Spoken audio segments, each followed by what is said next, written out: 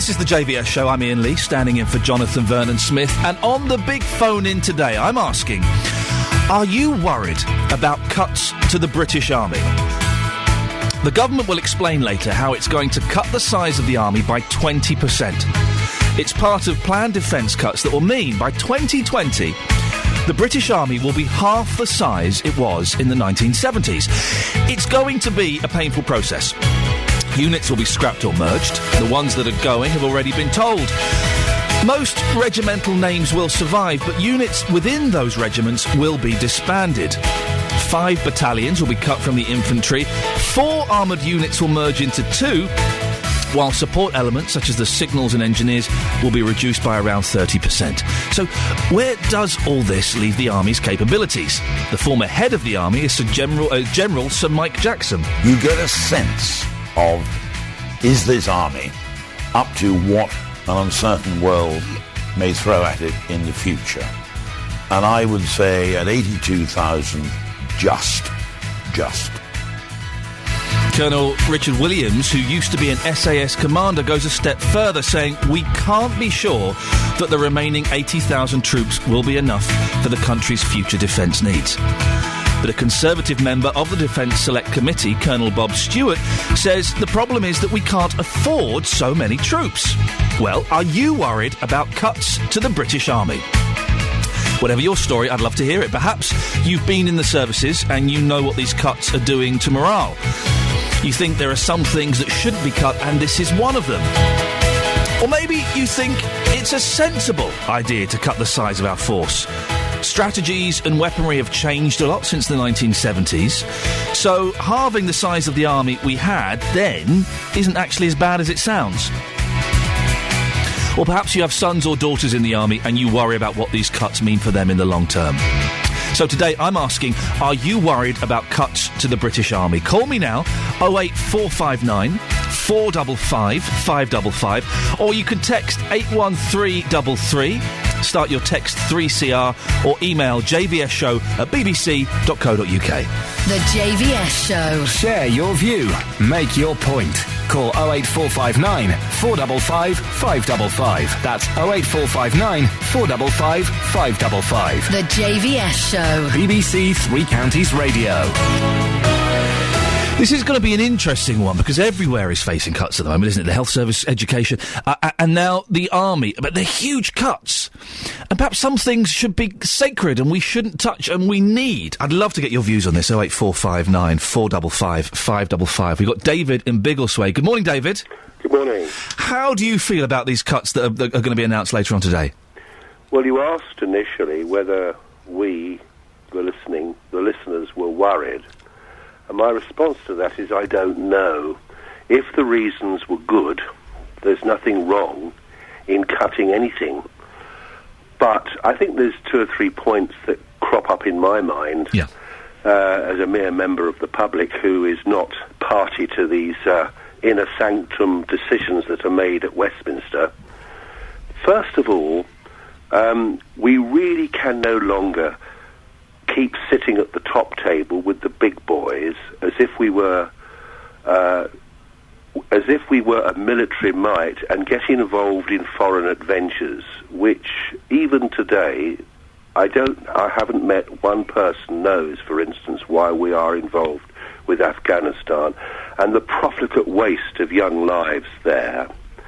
So that's one point. If we keep reducing the number of our forces, how can we do these things when we're stretching a diminishing army even more widely and thinly? And another point is, if, for instance, a hypothetical situation, Argentina started saber-rattling again and invaded the Falkland Isles, would we any longer be in a position to send down a task force to liberate the people that live there? And another point, and I'll shut up at this level. You don't need to shut up, David. I'm enjoying this. Well, the whole country is in a state of flux. If the Scots, and they have every right to make their own minds up here, on majority decide in a couple of years' time that they want to break up the UK, what's going to happen then to the Scottish regiments? How will it affect the English, the Ulster and the Welsh regiments? You know, I mean, there are so many questions here, really. It's almost impossible to give an answer. Do you know, I hadn't considered the possibility of Scotland leaving the Union, how that would... Well, there are very proud Scots regiments. Yeah. And if we are going to break up GB, I mean, it's my only personal opinion, I would not like it to happen. But the thing is that if it does happen, there are further questions to ask ourselves, such as the one I've just raised there. So, I mean, I think really the thing that's worrying me, and probably worrying a lot of other people, is, and you made the point right at the start, is that it's not just the army they're cutting, although this is the issue that we're focusing on now. They're cutting everything. And one thing that's worrying us all is that not only have the politicians in this government and the previous government exposed themselves as being greedy, but probably even more worrying, they're exposing themselves as being incompetent. And once you start breaking something up, you can't put it together again. You can only say, we got it wrong. And so I really just hope that in reducing the army by 20%, they are actually doing the right thing. You mentioned something that has kind of fascinated me for a long time, that we can no longer sit at the big table with the big boys. But yet we've been trying to do that for a long time, haven't we? We're trying to get with Iraq and with Afghanistan. We've been trying to keep up with America, which we can't do. Well, I think it's a good thing that we can still sit at the top table, as it were, because British expertise, and dare it be said, military expertise, is still invalid. The problem is, it's us seemingly disenfranchised public who don't seem to be able to contact the present government or indeed the previous government and say, look, hello, we don't want to send our troops to these countries because we don't know why we're going there. And I think this is the problem. We if we are being bullied, I mean, we don't know, do we? But if we are being bullied by America or by whoever, saying, well, if you want to sit with us, you've got to play along, then I think really we've got to ask ourselves, what's the point in having a larger army if they're going to be used as pawns? There's so many questions here. There are questions. This is why it's going to be so interesting this hour, I think. But suppose Iraq and Afghanistan, I can see why people will possibly have problems with those wars. Supposing I've got great problems with those. Well, I'm sure you do. But supposing it's a human rights situation, like Libya was and like Syria possibly could be, should we be getting involved with our military in conflicts like that? Well, it's wonderful, isn't it, when you, again, putting it into a sort of rather flippant way, when the 7th Cavalry turn up at the right moment, and the wagon train is saved from the savages. The point is, it makes us, there we are, defending democracy. But, isn't there, and again, I'm sure a lot of listeners, I say sure, I would hope a lot of listeners feel similar to me. There is such double standard and hypocrisy here. Syria, no doubt, is a grubby, shabby little dictatorship, and its people probably need releasing from this government. But, we trade with China, who have an appalling human rights record. But, hey, steady on, be careful. We trade with China. They're too big. We leave China to one side. And this is where you see this whole notion that we must defend the weak in the interests of democracy is fine, but we seem to select our targets, don't we? Oh, I think it is selective, and of course we would never pick on China because we do a lot of trade with them, and they're huge. But even taking that into consideration, and the fact that it is flawed when we do help people, surely it's right, isn't it, that we help countries that need our help for human rights issues, like Libya, like Syria? I think that is fine, again, up to a point.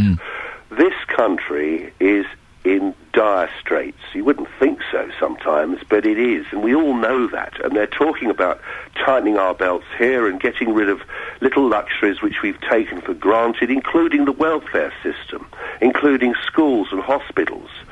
I mean, they're not little luxuries, but, we're reducing everything. And if we're going to trim down our armed forces further, it begs a very obvious question, doesn't it? It is not fair to expect the leaders of the armed forces and more importantly those who are going to be involved at the fighting end to be spread around the globe and to take the flak when it is, one suspects, a political game as well. It is just not fair and it's not honest. And so, yeah, I don't know whether it's a good thing or a bad thing. My gut feeling is they're being a bit too hasty in making their decisions now to reduce the armed forces. David, listen, thank you very much. It's fascinating. General Sir Michael Jackson, who has been outspoken against these cuts, did say in January that Britain would find it impossible to win back the Falklands if Argentina invaded again because of defence cuts. But maybe it's right that we as a nation kind of take a step back a bit and say we've had our time in the front line, we've had our time as one of the top players, but actually things have changed. The world has changed. China and India are huge forces in the world now, getting bigger and bigger. We're a tiny island. Perhaps we should be realistic. Perhaps it's right that we save money by cutting back our defence budget. I would love to hear your story on this. I would really love to hear from you. If you've served in the armed forces, or if you have sons and daughters, husbands and wives that are serving, how concerned are you for them? Do you think the cuts will affect those that are keeping their jobs? That it might make those that they may not be losing their jobs, but their lives may be put at risk. 08459 455 555. Now, this Saturday, the Olympic torch finally gets to the three counties. As it makes its way from Waltham Cross to Hertford, we will be there. The torch also visits Ware and Bishop Stortford, and we'll be following it. We'll also be bringing you the sights and sounds from the Luton International Mela. We are your Olympic station, BBC, Three Counties Radio. I'm going to be there on Monday when the torch is being paraded around, and I'm very, very excited. But this morning we're asking, are you worried about cuts to the British Army? You can give me a call, 08459 455 555. Deborah is near Royston. Good morning, Deborah. Good morning. Are you worried about these cuts? I'm horrified. I have a son-in-law who is a major in the Rifles, a serving soldier. He returned from a 7.5-month stint in Afghanistan in April of this year, where he lost 2 of his men and had numerous ones of them seriously injured, including missing limbs, etc., etc. The behaviour of the politicians is beyond contempt where the army and the military is concerned, because these are men and women who are prepared to pay the ultimate price. This is not an ordinary job, it's a unique job. And the thing is that these people go to conflicts. They are sent by politicians. They do not go on their own decisions. They are sent by the politicians to actually put their lives on the line. And many of them, 400 plus, have lost their lives in Afghanistan alone over the last 10 years. Now, what was the price of those boys and girls dying compared? What it is now, it's only about money. This is a cost-cutting exercise, which will leave they're already terribly demoralised, I can tell you that. They have utter lack of confidence in the politicians who are sending them places. And that, once that is lost, that is very dangerous. But they are now expecting that a cut to 80,000 in total, and yet they'll be sending them all over the world. They still, David just said, it's maybe time to stop being world players. Well, unfortunately, we have politicians who are so full of their self-righteous importance that they still want to keep sending people out there to fight to get them glory. And they're going to send a lot less people. They're going to be relying on reserves. I mean, for goodness sake, the reserves are fabulous. But, a lot of their it's dependent on whether employers will allow them to go. And as well, if you were a reservist and you thought you were going to be going out there to be fighting with a very low standard force of people, would you be happy to go? Well, I certainly wouldn't. I would be very unhappy to be sent knowing that the men that I would and women that I would be serving for were terribly disbanded. I mean, this is outrageous. You said, Deborah, that morale is low. It is. How is... it's your son-in-law, wasn't it? Yeah. You said this, isn't it? Yeah. How has he said this is manifesting itself? How are they showing that the morale is low? The men are dispirited. They go out to these places, and they now. I mean, I think there's always a fear factor, but I think that they now go thinking, we're actually going out here for people who don't appreciate us. That's what they're saying. They have utter contempt for these politicians, and yes, of course. The officer boys, like my son-in-law, who is a major, and the captains, they are not allowed to speak out. And I mean, what's happening now? There are all these forced redundancies happening. They've just had another wave. Now, my son-in-law doesn't want to leave the army. He's been in the army since he left university. It's his life and his career, and he's a very, very good soldier. But, there are absolutely no way that these boys and girls are feeling happy about doing things anymore. And then the other thing is, go on. What is not being said is, the forced redundancies, I lost my train of thought there for a minute, the forced redundancies, these soldiers are not allowed to publicly speak out about them. And do you know what they've been told?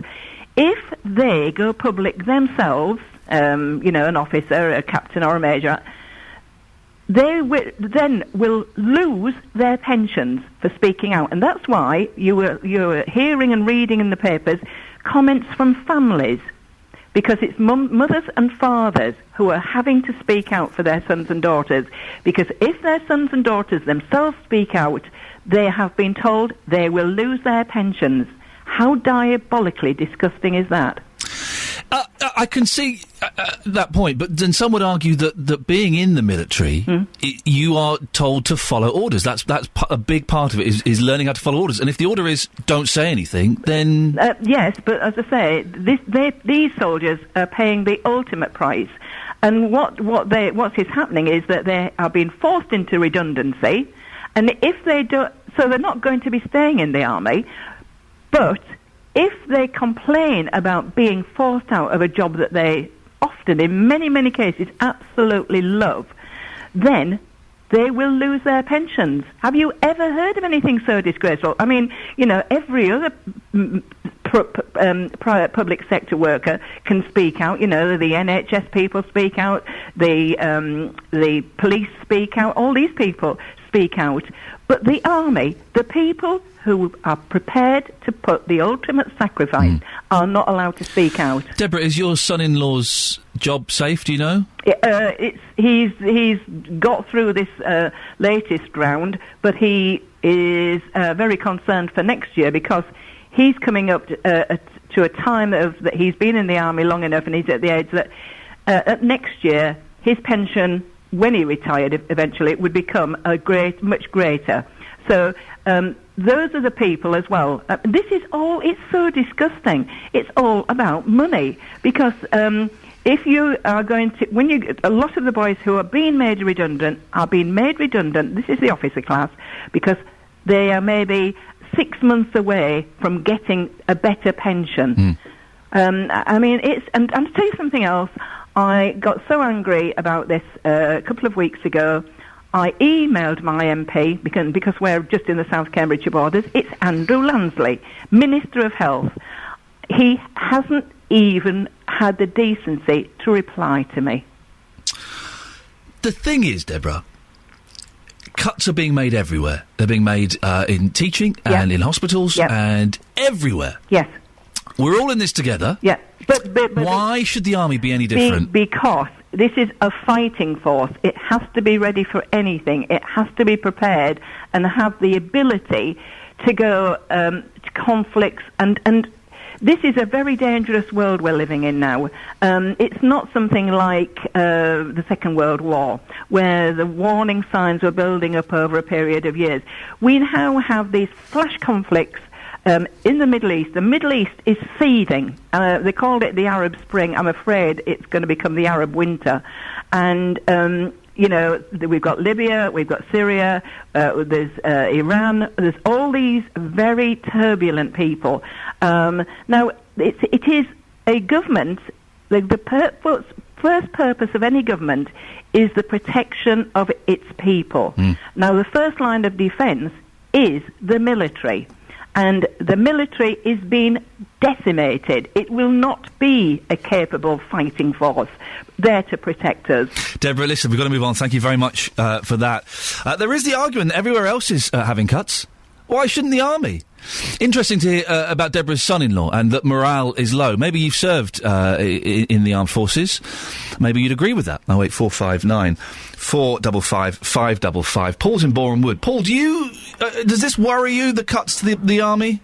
Good morning. Yeah. Good morning. No, personally it doesn't. I think we are in a different situation and a different world to where we were 50 years ago or 100 years ago. And 100 years ago we had an empire that we were trying to defend and maintain. 50 years ago we were into the old conventional sort of war and threats of the Iron Curtain and Soviet Union, etc. All that's gone. We're now in a wholly different sort of situation, and maintaining standing armies is a very expensive thing, and I'm not sure anymore where that threat is that would require large numbers of personnel, because of the technology that's available today, because we're not the sort of world power that we were. I just don't personally understand now that, although I have a great nostalgia, and I'd hate to see the old regiments go and think, from a nostalgia point of view, but from a logic point of view, I can't see the need. I'd rather be seeing that kind of money spent on maintaining a large police force and things that will really do impact on society every day. Well, I don't think that... The thing is, I think that money is disappearing, isn't it? It's not going to... The money they're saving, I don't think is necessarily going to be filtered off somewhere else. It's just going to be saved. But your argument is that warfare has moved on significantly in the last 30, 40 years, and having huge numbers of soldiers standing by is perhaps an unnecessary cost. Well, yes. I mean, where are we going to invade? I mean, we're not going to invade the Middle East. We get ourselves involved in things like Afghanistan, heaven knows why, because we never win those sort of situations. The Soviets tried it and never won. The Germans tried it in the war in Yugoslavia and places. You never win those sort of wars, so I don't know why we carry on getting involved. But aside from that, I just don't see where we're going to muster large numbers of soldiers. Now, Paul, let me give you a completely fictional scenario. We have armed forces in Libya. Yep. We get the thumbs up to send armed forces to Syria, so we're in two places, as well as Afghanistan. Then suddenly, the Falklands are invaded. And we haven't got enough people because we've made all the cuts. What do we do then? Surely we need to have people standing by just for those unexpected conflicts that can arise in a turbulent world. Well, I think in the ideal world where money was unlimited and etc., that's a different scenario. But the reality is that we can't plan the idea that we might end up in 3 or 4 different conflicts, because I don't think that's going to happen. And things like the Falklands, what happened 30 years ago, I don't think will happen again. I think that the way politics are today and so on, and I don't think we're actually capable of doing it now, but even if we were, I don't think we would end up with fighting again in the Falklands. I think things have moved on, the sorts of things. The world is such an international basis of things now. It's not country against country, because countries are not really their own bosses anymore. International banking, international politics, etc. Maybe we need to send the army in to sort out the banks. That might do it. Paul, listen, thank you very much for that. We are asking, are you worried about cuts to the British Army? And Paul mentioned the Falklands there. And General Sir Mike Jackson, who's being very outspoken against these cuts, did say that with the cuts, if the same thing that happened 30 years ago in the Falklands happened now, we wouldn't be able to get it back. 08459 455 555. What's your story if you're in the armed forces? Or if you have a relative or a loved one who is, would love to get your opinion on this. Time now to get the travel. On FM, AM and online at bbc.co.uk/3 counties. BBC 3 Counties Radio. Morning, it's the JVS show. I'm Iain Lee, standing in for Jonathan Vernon-Smith, and after 11, I'll be looking at your consumer problems, I do love this bit, and going back to Terry. Terry was on holiday in Gran Canaria with his partner Michelle when they were approached by two men who said they were from the tourist board. In the end, they gave us some scratch cards. One of us won a White Star, which won a T-shirt, and one of us was a Gold Star. They were so excited, they immediately told us the star was unheard of, and we had won a really good prize. Well, they were then whisked off to a hotel and spent 3 hours in the sun with a bottle of wine, whilst the company delivered a presentation about a scheme which sounded so good that Terry signed up for it at a cost of €7,000. Wow. What happened? We'll find out later. And after 10, I'll be asking, are computer games a problem in your house? An advisor for a new lobby group called the Save Childhood Movement says computer games are hindering children from learning about being human. The psychologist, Dr. Richard House, says a growing number of children are failing to develop properly at a young age because of the pressures of modern life. He says computer games are part of the problem as they stop children having proper life experiences. I want to talk to you about this later on and ask you, are computer games a problem in your house? But back to the big phone in now. The Defence Secretary will today explain how the Army will reduce its numbers by 20% as part of the defence cuts already announced. It will mean by 2020 that the British Army will be half the size it was in the 1970s. The former head of the Army, General Sir Mike Jackson, I keep getting those the wrong way around, says that reducing the number of soldiers from 102,000 to 82,000 will leave us with just enough. To compensate for the cuts to the regular army, the number of deployable reservists will double to 30,000. The Territorial Army will become an integral part of the army. But does that reassure you? Are you worried about cuts to the British Army? You can give me a call, 08459 455 555, or text 81333. Start your text 3CR. We've got Ron in Hemel. Good morning, Ron. Good morning, Iain. Are you worried about cuts to the British Army? Yes, I am, really. I think the politicians have got it wrong. Go on. I believe that they should leave it to the people that are involved in the military. Listen to Sir Michael Jackson, which I wish we heard more of him. He's a marvellous person. But I do believe that we've got people in power now, other than Paddy Ashdown, and I don't know any others that have seen service, and really they don't know what they're talking about on this issue.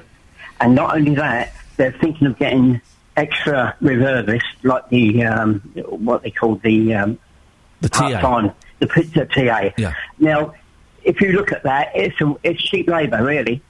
They're not going to pay them the money that the regular soldiers get. And not only that, it causes a problem because if there's some situation happens, the organisation to get these people from their jobs to the areas is colossal. Mm. And I go back a long way, and I've always thought of this country as a great military organisation. We've depended on the military so much. And not only that, these soldiers now that are facing a redundancy situation, they're already in a stress situation when they've come home from battlefields. And I can't see this being a great help. So much disorganisation created by it. But there again, as I said, I believe that the people that know what fighting's all about and the forces, it should be left to them people. But Ron, if we leave it to those people, like the generals and the majors, they're just going to... If they were in charge of all the decisions, they would just say, yeah, give us another £10 billion. We need to get some brilliant new weapons. So they're possibly biased the other way. So they're perhaps not the right people. Well, it's better than the politician giving you weapons that are no good. Substandard weapons. I mean, the same as the equipment in the desert conditions, boots that have fallen apart and everything else. Yes. So really, it's a catch-22 situation. But I truly believe that the people that are in the theatre, they know more than a person sitting in Westminster. Ron, we've had this point brought up by a couple of people, and it's an interesting one that I think bears another look at. We're not a world superpower. We're not as big as we were in World War II. You know, we are a tiny island, and maybe it's time that we accepted that we're a tiny island and take a step back. We've done some amazing things, and the victory in World War II with America, but prompted by us, was incredible and is one of the greatest achievements ever. But that's not us anymore. We're a small little island. Yes, but probably probably that's where we should be using our troops to defend this island in a different way, as far as border control. But we're not under attack in the conventional sense, are we? No, but if you look at the major wars, they've all been started by little issues. Yeah, of course they have. But there is no threat. I mean, apart from the threat of terrorism, which the military. I don't know if they're necessarily the best people to deal with terrorism on mainland Britain. There's nothing brewing with any big countries. All right, I'll put it in context. Yeah. Say, for instance, now Argentina did decide to go back into to the Falkland Islands. Yep. It's not like when Mrs. Thatcher sent all our resources down 8,000 miles and so many days later we won a battle. It wouldn't be like that again. We'd have to go to France for aircraft carriers and depend on other countries for help. We're not in that situation no more, and we could be caught out. It's not a case of saying the world is more stable in certain areas now. You've got to prepare. There's always that chance that something's going to happen, and it can happen just overnight.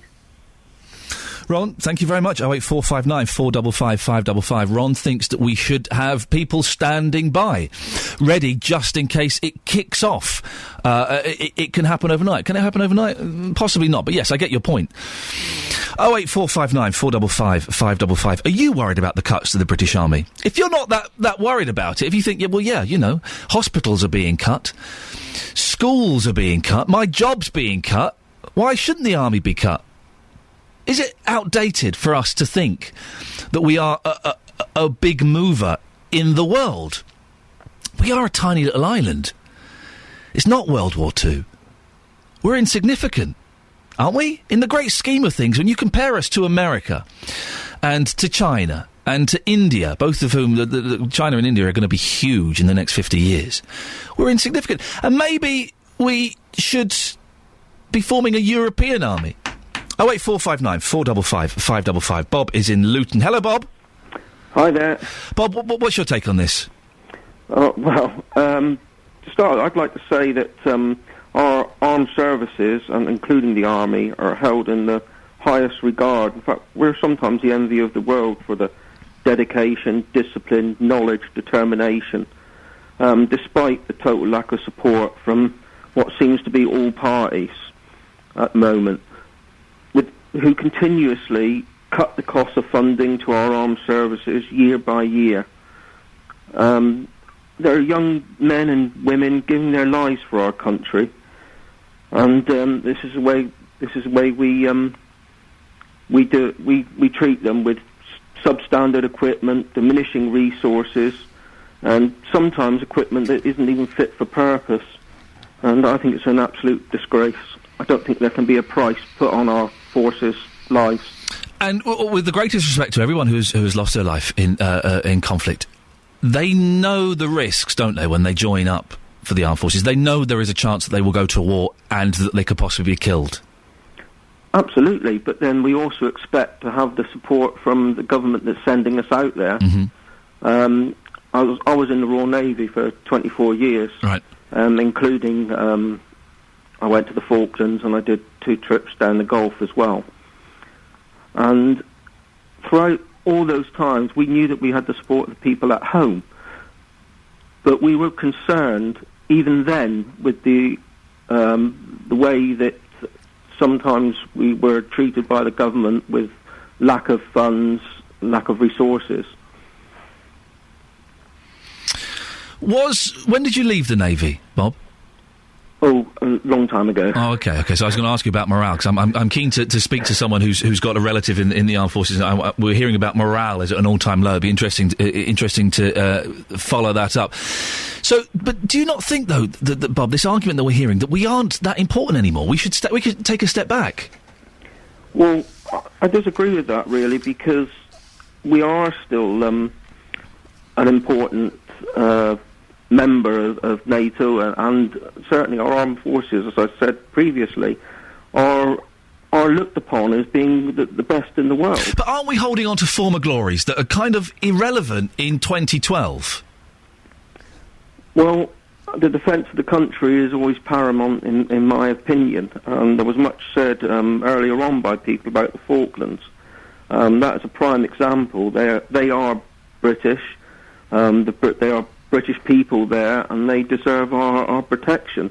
And I think the more you diminish the army and the other forces, then we're not going to be able to do that. With the Falklands, I don't want to go off too much on a tangent on this, but isn't there an argument for having discussions with Argentina about the future of the Falklands? It's a lot of money to spend defending what is a small piece of land. It's a small piece of land, but it's our piece of land. Argentina have got no legal claim to it whatsoever. And I'll give you an example of this. Go on. You've got Aruba that's in the Caribbean, 40 miles from Venezuela. When Aruba was first discovered, there was a native population there from Venezuela. That is now a Dutch colony. It's been occupied by the Spanish and the French at one time or other, but it's now a Dutch colony. You never hear of Venezuela trying to lay claim to their place. And they've got more claim to Aruba than Argentina has to the Falklands. Why don't we sell the Falklands to them? So look, you give us 10 billion, you can have it. Well, you've got the people that live on the Falklands that are British. They don't want to belong to Argentina. No, it's an interesting one. Listen, thank you very much for that. Do you think it's kind of sad that we're making the cutbacks and that we are losing 20,000 members of the army? I think it's absolutely disgraceful. It's almost as if the government are trying to turn us into a provisional dad's army, and that's what's going to be left. Bob, listen, thank you very much for that. 08459 455 555 is the telephone number. You all seem to be dead against it, apart from a couple of calls. I'd love to hear from someone who has got a relative serving in the armed forces. I'm really keen to find out if morale is as low as it seems. And we heard someone say earlier on that if any members of the army speak out against this, they lose their pensions. Is that true? Is that an official directive that's come from above that says you must shut up, otherwise you'll be penalised? And if anybody you know, their job is under threat while they're in the army, that they could be part of these cuts, do give me a call, because I'm keen to know what these people are going to do. We're going to have 20,000 unemployed ex-soldiers. What are they going to do? There's not many jobs as it is, so an extra 20,000 people isn't going to help. 08459 455 555. If you've got a relative serving in the armed forces, then please do give me a call. Are you worried about their job? 08459 455 555. 20,000 jobs are going to go over the next few years in the army. Is that a worrying statistic? Does that put us more at threat? War is different these days to how it was 70 years ago. We're not really at threat, as far as I'm aware, from a specific nation as we were in World War II. Or there's terrorism, but that's a war against an ideology, isn't it, as opposed to an actual country. And can we fight that with the armed forces? Surely that's more of an intelligence issue. And if you have got a relative and they're fearing for their job in the army, what will they do if they're forced to leave? Where will they go? Is there anything they can do? We always thought that being in the army was a job for life, a career, serving your country. Maybe we should be treating these people who many people view as heroes, we should be treating them with a bit more respect. 08459 455 555. Or maybe you think you're a nurse, you're a doctor, you're a teacher, you're working somewhere and you're losing your job, you're facing cutbacks. We're all in this together, aren't we? Why should the army be any different? Surely it makes sense to cut down the army and save some money. Really keen to hear your views on this. We're talking about this until 10 o'clock, and then we'll be talking about computer games. But 08459 455 555. We've got Colonel Bob Stewart, who's the Conservative MP for Beckenham. He's on the Defence Select Committee. Good morning, Bob. Morning, Ian. Bob, what's your take on this? Tragic. It's utterly tragic that we're having to do this. I mean, I'm an infantry officer, but for most of my adult life, and I'm seeing the death of the English regimental system, which is linked very much to the counties.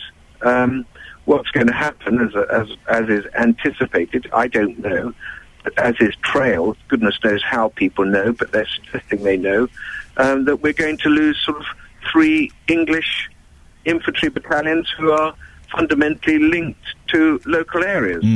And quite frankly, if you do that and you've done that, the other regiments that are linked will also possibly lose their county affiliations, and that breaks the link. It makes the army more alien locally, and that worries me a great deal. And here's the point. It seems, according to suggestions, that the Scottish will continue to have a Scottish regimental system, and the English will continue not to have an English regimental system, a link to the local people. And speaking as an ex-Cheshire officer, with very close links to Cheshire, as indeed as many people realise who are listening to your programme, that there are huge links to local regiments too, this is a tragedy. And then, of course, thinking across the whole spectrum, when people say, are we at increased risk by taking a sort of 20% cut in our army manpower? The answer is, of course we are. Of course we are. But risk from who, Bob, if you don't mind me asking? Well, risk from actually threats that we cannot identify. If you tell me, Ian, one campaign that we've anticipated in the last 50 years. Look, when I was commissioned in 1969, my goodness, the world was black and white then. When I was commissioned, the last thing on my mind was that within 6 months I'd be with a rifle walking down the streets of my own country, United Kingdom in Northern Ireland. I joined the army to soldier abroad, not on the streets of the United Kingdom. That was a shock. But I got 1.5 hours notice that I was deploying to Bosnia. 1.5 hours notice. So the fact of the matter is that we never know where the threat is coming from, and that's the situation. Colonel, this must put you in an awkward position, because obviously you are a colonel, but you're also a Conservative MP, and it's your government, that's your party, that's doing this. Yeah, you're absolutely right. And here's the problem. That's on one hand. There's my heart speaking, and here's my head. How are we going to pay for this? Which particular hospitals do you want to go instead of having English regiments? How are we going to equip our soldiers if we've got too many of them for the equipment we have? That's the problem. So you've got a heart and head situation here. But the key to it all is, what do we require to defend our country?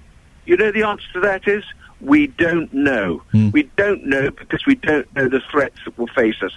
I know one thing, that if we reduce our army down below 100,000, it's often not called an army once you're below that. It's more like a self-defence force. 100,000 does seem to be the sort of magic number, doesn't it? That you go below that, we're in trouble. Supposing something did flare up in 10, 15 years' time, I'm imagining it will be incredibly difficult to get those numbers back up over that 100,000. Once you've made that cut, you can't really go back, can you? Well, you can with time. You can, of course you can. You could build anything with time. Look what happened in the Second World War. We built a huge army. And yes, you can. But the worry is, part of the situation is that we might not have time. We might actually have very little time indeed. We don't know. Here's the point. What is going to happen, we don't know. All I know is that all the campaigns I have taken part in, we had no idea till they were right against us. We've had lots of comments this morning from listeners who are unsure that those in charge know what they're doing, and they're kind of making knee-jerk reactions to save pounds. Is that your take on this? It's not knee-jerk reactions. My take is that actually defence has got to take some cuts because we just can't afford it. Those people that say we shouldn't be taking cuts in defence, perhaps they should say, well, we've only got one cake and we're cutting it in various ways.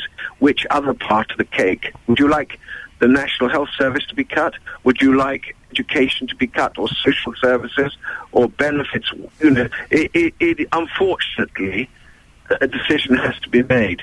I am glad I haven't made that decision, and so I can sit here and say to you, I'm really unhappy. Okay, well, I'm going to put you on the spot then. You said that cuts have to be made in the armed forces. Where would you make them? Where would I make them? Yeah. It's tough, isn't it? Yeah, that's what I mean. Yeah, that's the tough. I mean, here's the problem. Put me on the spot. I would prefer not to make them. But how about this? Go on. All right, you want cuts? Well, we've got two Gurkha battalions. One of them paid by the Sultan of Brunei. One of those Gurkha battalions is paid by British taxpayers. That it costs more than the English infantry battalion. What about that? You're saying get rid of the Gurkhas? No, well, I'm just saying... People will be in uproar. No, but I'm in uproar because actually English soldiers are losing their jobs. Yeah. Okay? I mean, here's the point. Okay, another one is the Scottish battalions. The Scottish might not be taking the same cuts as the English. That's iniquitous, in my view, especially as they're not well recruited. And a lot of the men in Scottish battalions are actually from the Commonwealth. So they can't recruit, and they're staying, and yet we're losing English regiments. That's something that really deeply upsets me. So I'm giving you a bit of an answer, aren't I, already? You're giving me an excellent answer. Colonel Bob Stewart, who is the Conservative MP for Beckenham. Thank you, Colonel. I appreciate your honesty. I did put you on the spot there, and you answered it superbly. Thank you very much. It's a tough one. Colonel Bob Stewart is a Conservative MP, so his feet are in two camps. He's been in the military, he's in the military, he's also, his party are making these cuts. He realises that cuts have to be made, but where do you make them? I enjoyed that. Thank you very much for that, Colonel. Let's go to John in Milton Keynes. Hello, John. Good morning, sir. How are you? I'm fine, thank you very much. Well, I like being called sir. You can carry on doing that. What's your take on this? Well, I think as a civilian, I think with all the cuts, I personally tend to feel less safe in the country. You just have that less safe feeling about the whole situation. I mean, with the Falklands thing, the political thing about Falklands kicking off again, it's come at a worse time, isn't it? It's come at the worst moment. And it's come while we're spinning a lot of plates, definitely. And also with the Royal Navy as well. I mean, now that the Ark-Royal's been retired, we don't have any more Harriers anymore. I mean, the rest of the country look at us and they're now laughing at us. We've now become a laughing stock, which is have. But do you really feel more at risk, John? Because the mainland Britain is pretty safe. Well, the thing is, mainland Britain's pretty safe, but generally it's not just from physical threat, but it's also basically... threats about, if we go overseas, things like that. I mean, we have the military deployed all over the world, don't we? Yeah. We don't have military in this country. If we go anywhere, you just get a feeling that we don't have that net of safety that we had before. So, are you saying you would like to have more soldiers deployed here, just in case? Well, here and overseas. Right, okay. But but what I'm saying is, it's that if for example we went to another country, if we went to another country in Europe, would we be as safe as we were before with all the military we had, like in Germany, for example? But like that. The world is changing, isn't it, John? And America have got a huge army. I think it's something like 1.2 million members of the American army, something like that. Excuse me if I'm wrong. And as Europe possibly gets closer, isn't there an argument for having a European army? Well, the thing is, you see, we've actually come to a point where the military, if it's cut even more, there's no point in having a military. There's no point in having it. It's non-effective. You get to a point where it's actually become non-effective, right? And that's what I fear. I'm not a military expert, so I'm not going to quote any figures or numbers, but that's what I fear. And scrapping the Ark-Royal, obviously they're building 2 new aircraft carriers and stuff at the moment, but that's years away. That's 2-3 years away. So we're sitting ducks for 3 years potentially from a Falklands takeover, and it's just that the whole thing, the safety net. I mean, it's all right people saying we're not like a dominant force in the world like the empire we had 100 years ago.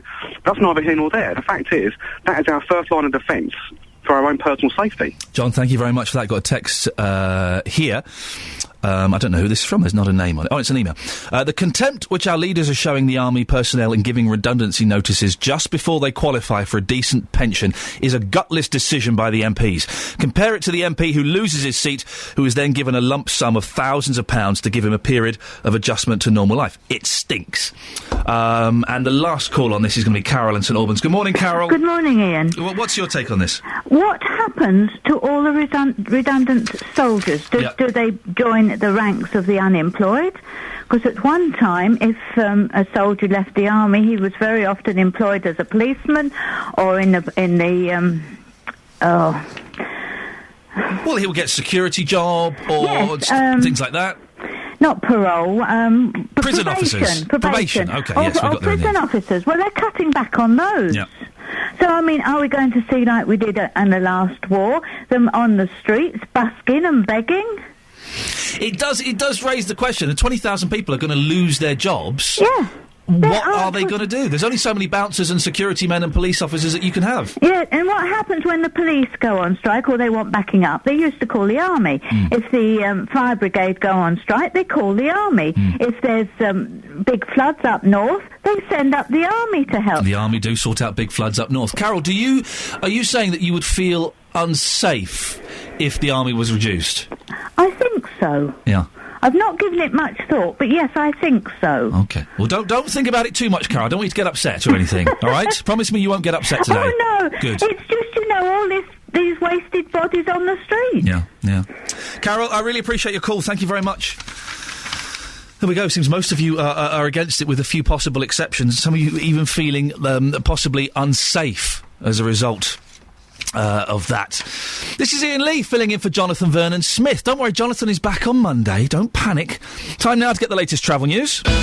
Coming up after the news, are computer games a problem in your home? A psychologist has said they're stopping children from learning how to be human. Do you agree? 08459 455 555.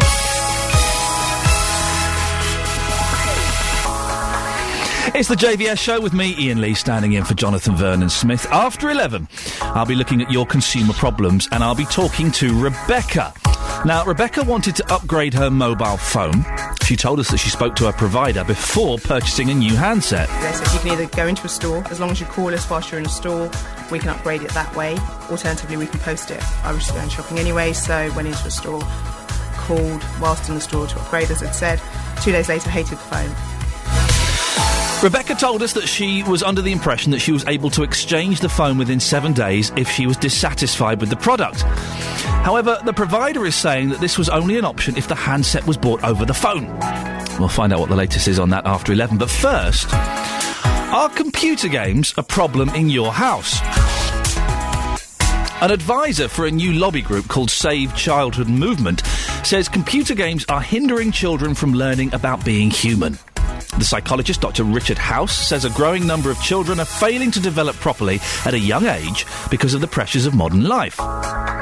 He says computer games are part of the problem as they stop children having proper life experiences.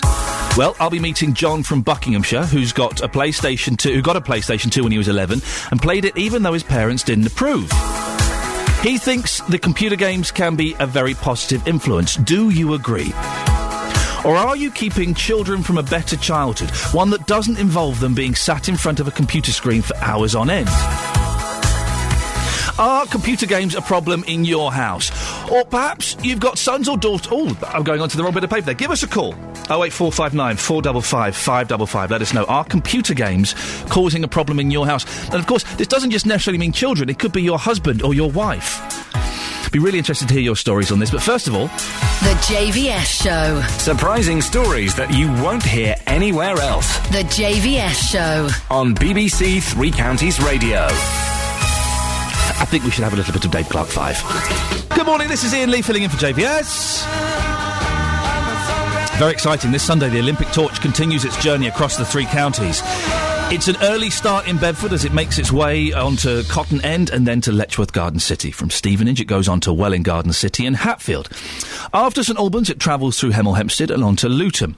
We'll also be bringing you the sights and sounds from the Luton International Carnival, and every step of the way we will be there. We are your Olympic station, BBC Three Counties Radio. In this hour of the JVS Show, are computer games a problem in your house? An advisor for a new lobby group called the Save Childhood Movement says computer games are hindering children from learning about being human. The psychologist, Dr. Richard House, says a growing number of children are failing to develop properly at a young age because of the pressures of modern life. He says computer games are part of the problem as they stop children having proper life experiences. Well, I want to talk to you now about this. Are computer games a problem in your house? Give me a call, 08459 455 555. Maybe it's your kids that play them and you're worried that it's affecting their health. Maybe it's your husband or your wife. Women do play computer games. I know it's perceived as being a male-only interest, but more and more girls are playing video games. 08459 455 555. If you've got kids, do you allow them to play? Do you limit them? Do you censor the games they play? Because a lot of these games do have 18 ratings, but some parents still let, like, their 10, 11, 12-year-olds play these games and then complain that they're playing violent games when they're rated in the same way as movies. 08459 455 555. We've got John from Aylesbury. Good morning, John. Good morning. Oh, you're on this one there. There we go. You are a gamer. Definitely, yes. How long have you been playing games for? Well, I've been playing pretty much my whole life, really. I mean, it started as a kid. I wasn't really allowed a console. Like many parents, mine were a bit apprehensive to let me have consoles. Mm-hmm. So I used to have to go around my friend's house, but I'd spend, many days there and, early mornings sort of playing these games on the N64 and throughout the day. And then, as I grew up, You spent days there playing? Oh, days, yeah. Probably not actual days, okay, but, okay. I mean, I was playing for a considerable amount of time. Yeah. Some might say antisociable amount of hours, but, I enjoyed it and I was playing with friends. But as I grew up, I started playing different games. I've got an Xbox 360, computers and stuff like that, but... now I'm at university and, I'm doing many other things with my life as well. I'm sort of fearing that I'm not playing enough computer games, which sounds crazy to a lot of people. You're saying you're not playing enough computer games, that you need to play more? I would say so. Why? Well, I think they're so important in terms of, these... there's such a crazy, virtual environment that you can go into. They're so expansive. When you're in a computer game, you don't have to just be in the present. You can be in the past, in the Renaissance, in Assassin's Creed, or you can be in the future, and you can be anywhere, sort of thing. Why? But people might be saying, yeah, but why don't you just go out and live now and see things and read books and look at nature and have relationships with people? Oh, yeah, definitely. Well, I have many relationships with people. I've got many friends and, I've got a girlfriend. I have a life, I go out and I do many things, play gigs, play some shows to people, but...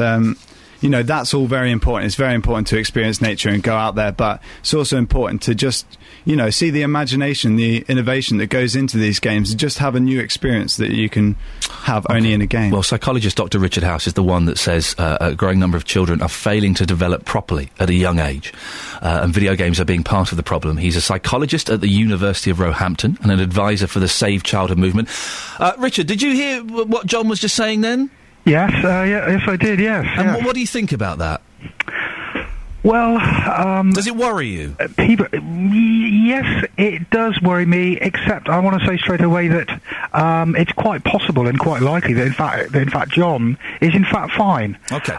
It's very hard to actually sort of generalise about these things, but I suppose my concern would be for those children who are much younger. And we're talking about, children of sort of 2, 3 and 4 who are being brought into this world let's call it this kind of virtual world, before they've actually gone through the kind of necessary physical, social, developmental process that young children need to go through. So it's actually younger kind of children that I'm particularly worried about. So, yeah. Richard, you're saying that children of 2, 3 and 4 would have not yet developed the faculties to distinguish between what is real and what is perceived or a computer game, and that might confuse them and affect their growth.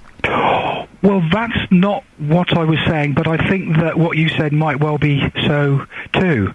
I'm just saying that basically between the ages of sort of 0 and maybe 5 or 6, children need to develop physically. They actually need to move. Right. Okay. They need to learn through kind of movement. They need to take risks. We've all seen young children walking along walls and jumping off walls and climbing trees, etc. That's how they learn about their own physical nature. And when you have young children who start playing these sorts of games at kind of very young ages, the great danger is that it actually substitutes for that physical kind of developmental that kind of physical developmental stage, you see. How did you come to this conclusion? What evidence do you have to support this? I've worked with young children for since about 1998. I'm a Steiner teacher. I've spoken to many people. I've read research on this, books that have been written on this. So it's actually a whole range of evidence. Actually, yeah. John, what age were you when you started playing games? I was very young. Probably about 9, 10. Yeah, probably around then. And that age doesn't concern you so much, Doctor? No, it doesn't concern me so much. Were I to have young children these days, I would think that 9, 10, or perhaps a bit older would actually be an okay age for them to start getting into these games.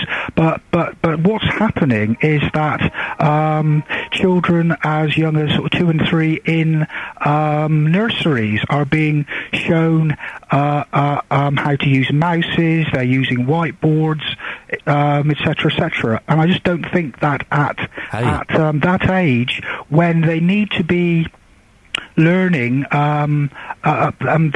they need to be learning regarding the real world. They need to kind of learn through real experience, real relationships, rather than the kind of virtual relationships that we're talking about here. Now, Richard, you said something there that's concerned me, because you mentioned kids as young as 3 learning about how to use a mouse and stuff. My little boy's in nursery, he's 2.5. When he goes up to the next class, they've got computers in there with have got a mouse and stuff. That's not a worry, though, is it? Because surely that's part of today's society, and that's just setting them up for the world where the mouse... I've got two mice in front of me now. That's part of the world, isn't it? Yeah, but children can learn how to use computer mouses at the age of 7, 8 or 9. They don't have to start learning at the age of 2 or 3, and it doesn't mean that, if they sort of don't learn how to use computer mouses at the age of 2 or 3, that they'll somehow be handicapped and they won't be able to later on. And just say the other argument is that these kind of changes are now changing so fast that it's very likely that in 3 or 4 or 5 years' time, maybe we actually won't have mouses at all. Well, they're developing technology where you do it with your eyes. It's all kind of changing so quickly now that that the argument that we have to introduce young children to these technologies now, because if we don't, they're somehow going to be held back. That argument just doesn't hold any water at all. Are you really saying that a child of 3 learning how to use a mouse, that could disadvantage them, could be bad for their health? I'm saying that kind of experience substitutes for the kind of developmental experience that young children need to be having. Okay. That's what I'm saying. Yeah. Okay, but we live in a computer age where it's integral for them to learn that. Would they not be disadvantaged if they didn't have those skills? No, that's kind of precisely what I was trying to say. Yeah. That actually, children when they're 6, 7, 8, 9 can learn these things really, really easily. So. Yeah. The idea that to get sort of 2 and 3-year-olds to be sort of doing these kind of fine motor skills when they should be learning through gross motor movement, learning about their body, their physicality, moving, running, climbing. That's what young children actually need to be doing. Richard, can you stick around for a bit longer? Is that okay? Yeah, sure. Thank you very much. I'm finding this absolutely fascinating. We'll get back onto computer games in a little bit, but first let's find out a little bit about Nick Long. There's your shows you should never put a monkey in a studio. There's me just reading words off the screen. Not Nick Long, that's the name of the trail. It's Nick Coffer, of course. And I shall apologise profusely when he comes in at about 11:20 to sell his show. Sorry, Nick! He'll be upstairs going, what? He's got a foul temper on him. He hasn't. He's one of the nicest people in the world. This is Iain Lee filling in for JVS. We are asking, are computer games a problem in your house? I've got John from Aylesbury, who is a gamer. Good morning, John. Good morning. And we've got Dr. Richard House, a psychologist at the University of Roehampton. Good morning. Hi there. Now, let's go back to video games a little bit. Are you worried about the content of some of these games, Richard? Well, yes, I am. There is, of course, a distinction between the kind of content and just the actual kind of process. And so far, it's the process that we've been speaking about. Yeah. But the evidence seems to show that violent kind of computer games do seem to have a negative effect on young children in terms of their propensity to violence themselves, and there just needs to be research done on this. There has been some done, but the problem is that it's very difficult to research into something like this, and what tends to happen is you actually get a load of research that actually seems to find a whole range of different findings. So I just think we do need more research on this, but the evidence I've seen does certainly indicate that there is something to be worried about there. Again, particularly when it's younger children who are actually exposed to these things. John, what do you think about that? Well, I mean, I've played many a violent game, and I'd take more of this I don't sort of attach my morals to it. You know, I'm killing a guy on a game, but it's more about the competitive edge to it. You know, I want to get to the top of the leaderboard. I'm sort of working that element of it. You can distinguish between the fact that the man you're shooting in the game, it's a game. That doesn't there's no blurring of the boundaries of real life and games. No, I guess not now, and I guess what people might worry about is realism continues as you know, 3D games come more realistic. You know, you're putting on headsets and you're immersing your whole body into this experience. That maybe that, you know, gap might get a little bit closer, and people might find it hard. Yeah, you know, to see where that boundary is. But Richard, isn't that the same with films, though? It's the same with films, that they can confuse people, and that a small minority who perhaps have a propensity towards violence anyway, that seeing a violent film could cause them to act out. Yes, it could do, but I think with video games, computer games, we're talking about a kind of different medium, which is a very repetitive medium where there's a kind of repeated process that in fact people actually return to and go through it, go through the whole thing again and again and again. When you're actually watching a film, most people just watch a film once and kind of that's it. And so the chances of there being some kind of deeper change resulting from that is actually less, I think. And is there any evidence to suggest that there is a deeper change through playing video games? Well, as I said earlier, there are a whole range of research findings, and certainly some of them do seem to show that children who engage with these sorts of games, when they then measure their kind of subsequent way of being, kind of behaviour, they do seem to show more propensity to violence, lack of concern for the other person, compassion, etc. Those kind of things, and that's what we really need to get clear about, because obviously, if this is a real effect, then obviously we all need to know about it. I know, parents particularly need to know about it. Dale has called us on 08459 455 555. Dale, tell me your story. Hello, sorry, it's Darryl, by the way. Darryl, I do apologise. That's it. It's gone. That's okay. I don't think that they're that much of a problem. I'm 24 years old, and I've been playing computer games since I was about 9 years old. And, I've played games that most people would consider violent from these days, such as Grand Theft Auto and games like that. And yes, they are games that they have an age rating. It's not the case of children playing these games is what makes them violent. Yes, it could be a bad influence, but surely if the game isn't designed for a child to play, then they shouldn't be playing it. It's not the game's fault. It should be the parents making sure that they're not playing the game. Yeah. Darryl, have you ever pulled a man out of a car and jumped into it and driven it away? No, because my parents brought me up to know right from wrong. Yeah. That's an interesting point, isn't it, Richard? That the games now, most of them, it's not compulsory, I don't think it's compulsory yet, but most of them have got an age rating. So something like Grand Theft Auto has got an 18 rating. And that's then down the responsibility of the parents to make sure that kids under that age don't play it. It certainly is, but the problem is that some parents, there was actually some research done last year which showed that round about 50% of your parents don't know what the age range is, or in fact what what the actual sort of content is of the game that the children is playing. So it does seem as if parents, well, not, you know, some parents, I mustn't generalise again, some parents, maybe up to half, aren't as kind of aware of that as they ought to be. And of course, we all know from our own kind of childhoods that we all kind of, you know, found ways of kind of doing things that we weren't supposed to be doing. That's all part of growing up. That's part of being a child, so that needs to be kind of thought about as well. I saw Texas Chainsaw Massacre when I was 10 years old. Oh, Yeah. I wish I hadn't found that tape. John, very quickly. Grand Theft Auto is a really violent game. You go around beating women over the head with sticks, you steal cars, that's too violent.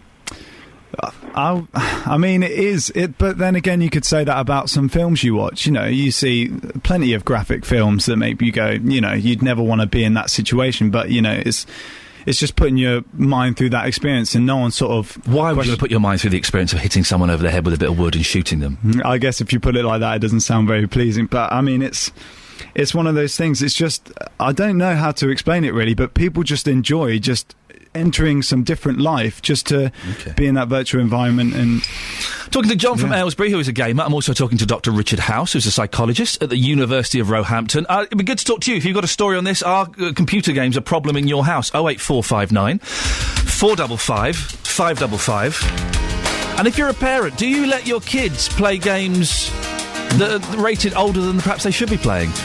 Talk to you after this. Mike and the Mechanics over my shoulder. This is Iain Lee filling in for Jonathan Vernon Smith. I'm enjoying myself today. I've enjoyed it every day, to be honest, but today I'm really enjoying this. Having a fantastic chat about are computer games a problem in your house. I've got John from Aylesbury with me, who's a gamer. Also got Dr. Richard House. If you have children or grandchildren who love computer games, do you limit the time they spend on them? If you do, give us a call, 08459 455 555. We'll take your calls and get your stories after the latest travel. On FM, AM and online at bbc.co.uk/3 counties. BBC Three Counties Radio. We're asking, are computer games a problem in your house? An advisor for a new lobby group called Save Childhood Movement says computer games are hindering children from learning about being human. That's Dr. Richard House, who's a psychologist at the University of Roehampton. They're hindering children from being learning about being human. So what skills, Richard, would you say are perhaps being lost? Well, I wouldn't use the word skills. It would be more to say that the way that the way children, again, I'm talking about kind of young children here. The way that young children learn about being human is through real relationships. So they have to learn about all the kind of complexities of kind of relationships, their own feelings, the other's feelings, balancing out their own needs and kind of desires with, you know, the others, and feelings of you know, jealousy, competitiveness, etc., which we all have to learn about, and it's through real human relationships that children learn about all those things. And I suppose my concern is that if kind of too much time is spent in kind of virtual relationships, then there is a sort of displacement effect where children aren't going to be having sufficient time to actually kind of learn about all those things. We've got Ollie Christie on the line. Ollie is the managing director of Neon Play, which has created the games Flip Football and Paper Glider, and is a board member of Tiger. Good morning, Ollie. Hi, Ian. How are you? Yeah, I'm very well, thank you very much. I don't know if you just heard what the doctor was saying then, and he's talking mainly about younger children, sort of 2, 3, 4, 5. What are your views on this, Ollie? Do you think that it's stopping children learning about being human playing video games? I think for me, like anything in life, if anything is done to excess, it's bad for you. And I think the same applies to children. I mean, I've got a 2-year-old, 6-year-old and 8-year-old, and I very, very occasionally let the older two play on the iPad, play a game. And even our little one occasionally also, you know, for like 5 or 10 minutes we do it. But it's about the parents actually having the responsibility to moderate how much access their children had to it. I'd rather they were outside playing games or spending time playing with us, playing with toys and stuff. But, you know, occasionally games are actually good. They're educational. They can help with the hand-eye coordination and reactions. So it's actually part of the developmental process. Richard?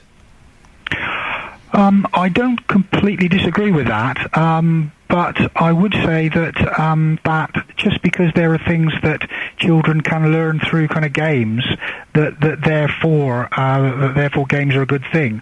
I just don't think that argument follows, because children can kind of learn all these things through all kinds of means. They don't have to kind of learn them. Don't have to kind of learn them through computer games. But Richard, Ollie sounds like a very responsible parent. Yeah. And that he's maybe getting this right by limiting the amount of time that they're allowed to play with video games. Yeah. Ollie, was there? Because it's funny because I do play video games at home. I should lay my cards on the table. And my wife, I've got a boy who's 2.5, and I'm kind of quite responsible. If he's in the house or if he's downstairs, I won't have the Xbox on because I don't think it's particularly appropriate for him to see that.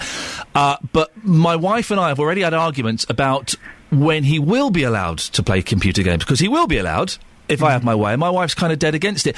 Ollie, did you have a discussion with your wife or your partner about video games? I mean, I'm actually quite keen to not rush into them, getting a Nintendo DS or an Xbox or anything like that, because I'm actually in that camp whereby I think children shouldn't play too young. But I do think there are certain types of games which is perfect for them to play. My kid's got a Thomas the Tank Engine app, and it's very, very simple. It's puzzles, it's a memory game, so it's like a matching the pairs game. So it's actually developing their brain. There are certain ways that you can do a memory game. So I could play Snap with cards on the floor, but it's so much more engaging and interactive, actually, whereby he can sit there and I can play with him, and you get the Sonic reward as well. Ollie, I can hear people at home going, "Hang on a second! I used to play pairs with my granddad, where we'd have all the cards set out and we would turn over the cards and try and get a pair. Surely it's better to be playing it with cards, isn't that more real?" Yeah. Well, I would do both. We do both, but I think it's up to the parents to be responsible and not just let the electronic babysitter, whether it's the iPad or the TV, just do the job. It's a happy balance. You mentioned something there, and Richard, my little boy is 2.5. I was amazed that the other day he knows how to work my iPhone. He knows how to unlock it and to get the YouTube up, because he knows that the Train Colours song is on YouTube. He knows how to look at the photos. I know. I was surprised by this. Yeah. That's not a problem, is it? Children are brilliant at copying. Young children, they observe, and I'm talking about very young children, they observe the world and they copy all the time. This is the main reason why grown-ups have a huge responsibility in terms of the kind of worlds that they create around their children. And I have to say that, in fact, the chap that you have on there, sorry, I've forgotten his name. It's Ollie. Ollie sounds like a very responsible parent. Unfortunately, all families aren't, they're not like that. And those are the ones that we need to be kind of concerned about, I think. We've got John from Aylesbury with us, who's a gamer. John, I guess you would probably agree. I don't know if you haven't got kids or anything, have you? No. I guess you would probably agree with that it's down to sensible parenting. Yeah, I mean, you do have to have that sensible parenting to sort of back you up. I mean, my parents wouldn't let me have a console till I was a bit older, but I did play interactive games on the computer, so I had like an Aladdin game where I used to put mosaics together or count the spiders and do different things. And because I was quite an interactive learner, I wasn't in the classroom. I was sort of probably the kid that would be not listening to the teacher. I needed something else to really get me involved in something, and it's those interactive things I found on the computer. And I played games like Maths Blaster, which sounds ridiculous, but it helped me learn basic math. Richard, he's got a good point there, that some people don't fit into the classroom particularly well, and these things can be really educational. Yeah, I know. I think this is why I said the first thing I said is really important, that you can't kind of generalise about these things. No. There aren't going to be some children for whom these sorts of games are probably going to be really, really helpful, and will probably help them kind of learn in ways that the other learning experiences they have perhaps kind of don't do, because that particular child has a kind of particular way of learning. So you can see the whole thing gets very, very sort of complex. But what the important thing to do is that we have a conversation about this. Yep. And that's why what you're doing this morning on your program is fantastic. We can get people to think about these things, and that's what we need to do. I think you're absolutely right. I then start to make responsible decisions about them. I think you're right. We've got Maria on the line. Hello, Maria. Good morning. Oh, God, that was a little bit higher than I was expecting. Good morning, Maria. What's your take on all of this? Well, I have a lovely son. He's the third of my children. He's 25 now, and he's a computer games tester. He studied computer games design at university. And he's a tester. That's John. That is probably your dream job, isn't it? Testing video games. That would be cool. Yeah. And how long has he? What age did he start being interested in computer games? I don't know. You know, when children are playing with their friends or by themselves, somebody like me would be happy. They're quiet. He has a wonderful disposition. He's very kind and gentle and wouldn't allow you to criticize anybody at any time. And I think it's in the makeup of the person, because he's always wearing headphones, and I never, ever at any time got involved in these computer games. He was a brilliant student of history and geography and maths and all the other subjects. So I only got a shock when he decided, when he was going to university, that that's what he was going to study. And I just thought, well, they always tell you, let your child follow his dream. Maria, I'm going to ask you a question. Can I make a point, Ian? Yeah, is this Ollie? Yeah, it is. Yes, go on, Ollie. I think it's a good point that he's a computer games tester. I mean, in the UK, there are 9,000 educated people in games development, and it's a fantastic success story in this country. And, and there are a lot of people doing maths and science and arts degrees, and if you can get into the games industry, it's just the best job in the world, and we should be proud of the industry. The pay we're is looking not for good. games developers at the moment. What was that, Maria? The pay is not good? No, it's very difficult to get up the ladder. For testing, it's not particularly brilliant, but if he keeps on designing... and you're right, Ollie makes a good point there, Richard. The British video game industry is one of the pioneers in the world. We kind of started... We kind of picked up the baton a little bit in the 80s with all the home programmers like Matthew Smith and all of these people. And we've got some of the biggest games companies in the world. We should be celebrating that, should we? They make more money than Hollywood does. Well, it's bigger than the film industry. Exactly. But it's very difficult to understand that, because there are so few jobs for the young people once they graduate. Richard, we should be celebrating and applauding those achievements. I think this is a very difficult argument to get into. I could equally say, well, the arms industry, we should be proud. Good comeback, fair play, good comeback. So I think we've got to be careful about that kind of argument. You can't compare the games industry to the arms industry. I wasn't doing that, although actually now you mention it, perhaps I might try and do that. But no, I was just making a general point that in fact the kind of nature of the argument that was being used is actually problematic there. Okay, listen, stick around. We're going to play some music. It's fascinating. 08459 455 555. If you've got a story about this, I'd love to know if you let what age did you let your kids play video games? Because you can't stop them playing games, can you? Maybe you did. Maybe you stopped them. But when kids go to school, someone's going to have a little Nintendo or a PSP, or they're going to be getting bullied because they've not played the latest Grand Theft Auto game. 08459 455 555. This is Donna Summer. Calm down, love. Come on. Donna Summer, MacArthur Park, which I think was written by Jimmy Webb. Am I right thinking it was Jimmy Webb's song? This is Ian Lee filling in for JVS. After 11, it's the Consumer Hour. We have a few updates for you, but before then we are asking, are computer games a problem in your house? 08459 455 555 is the phone number.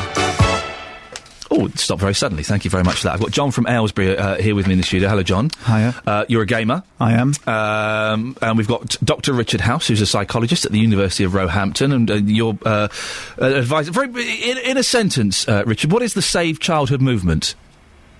The Save Child, one sentence. Oh dear. I'll give you there might two. be lots of sort of semicolons in it.